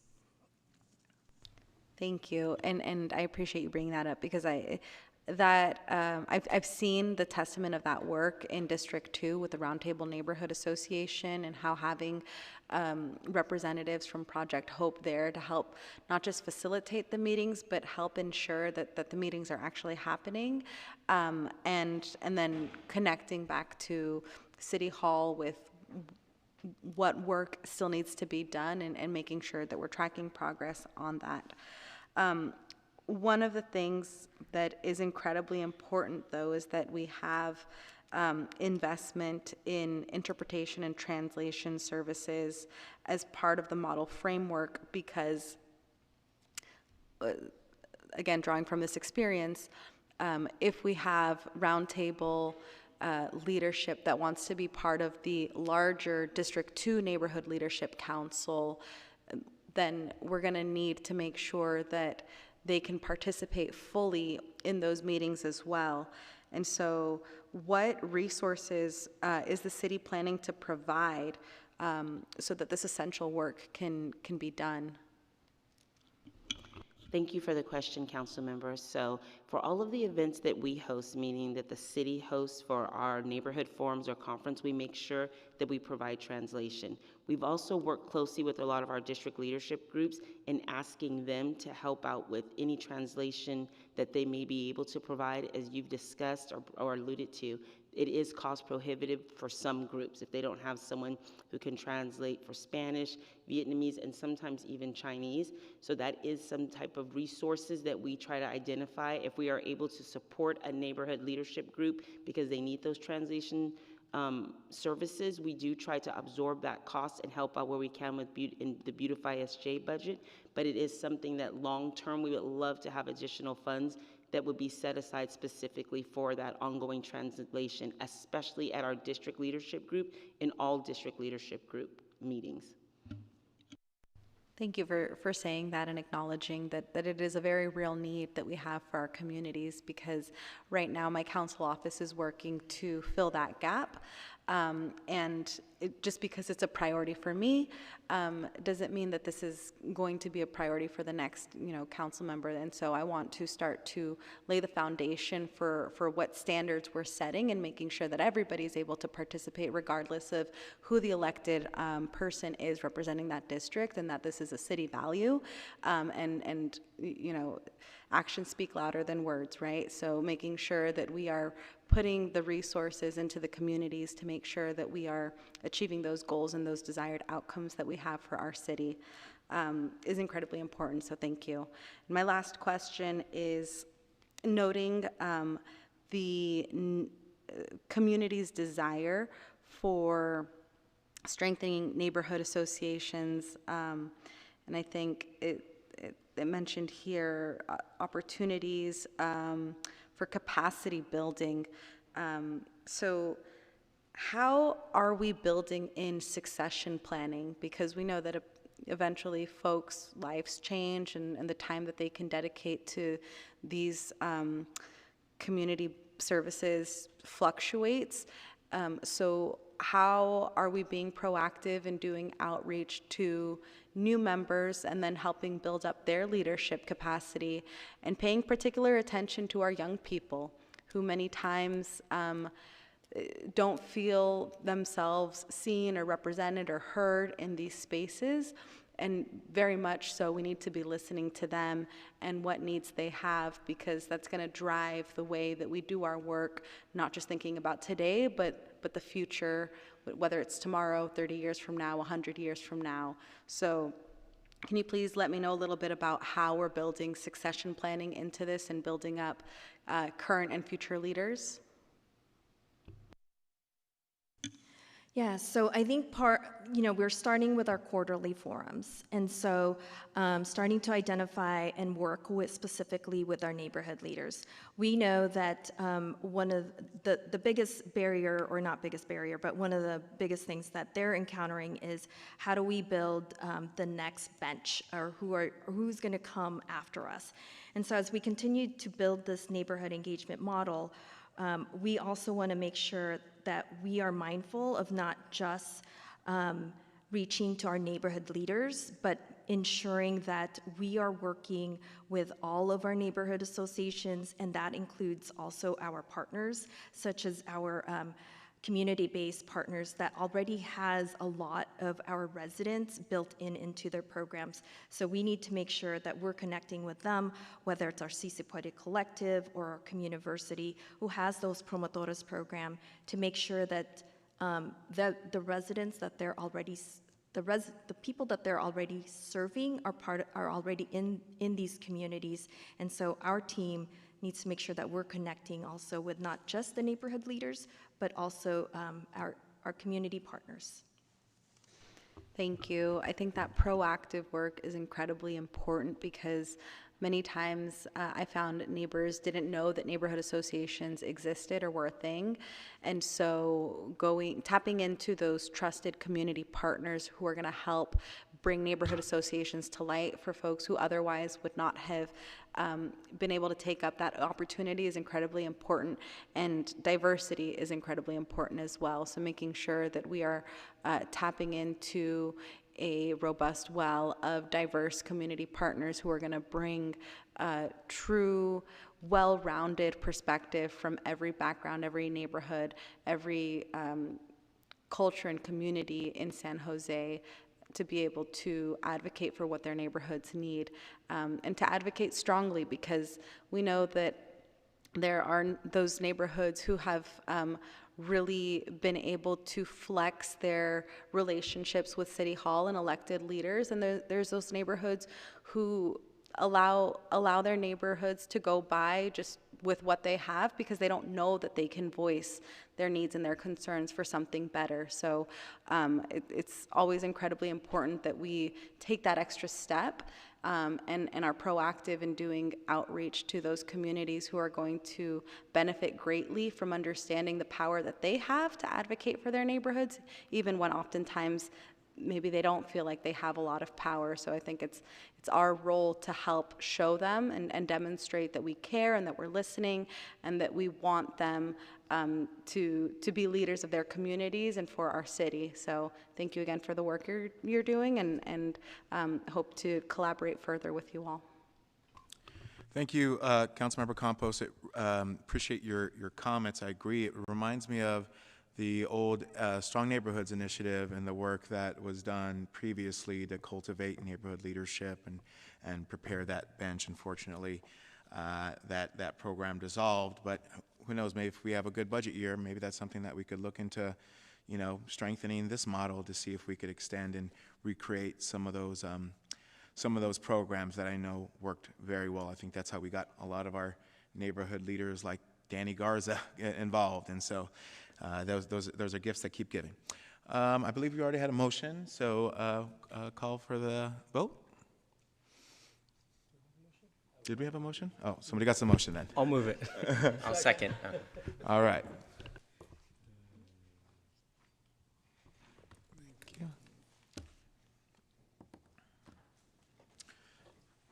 Oh, I have to do.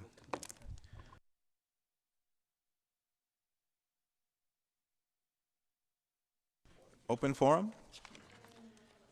Okay then, that's adjournment. Thank you all. First meeting down. Yeah.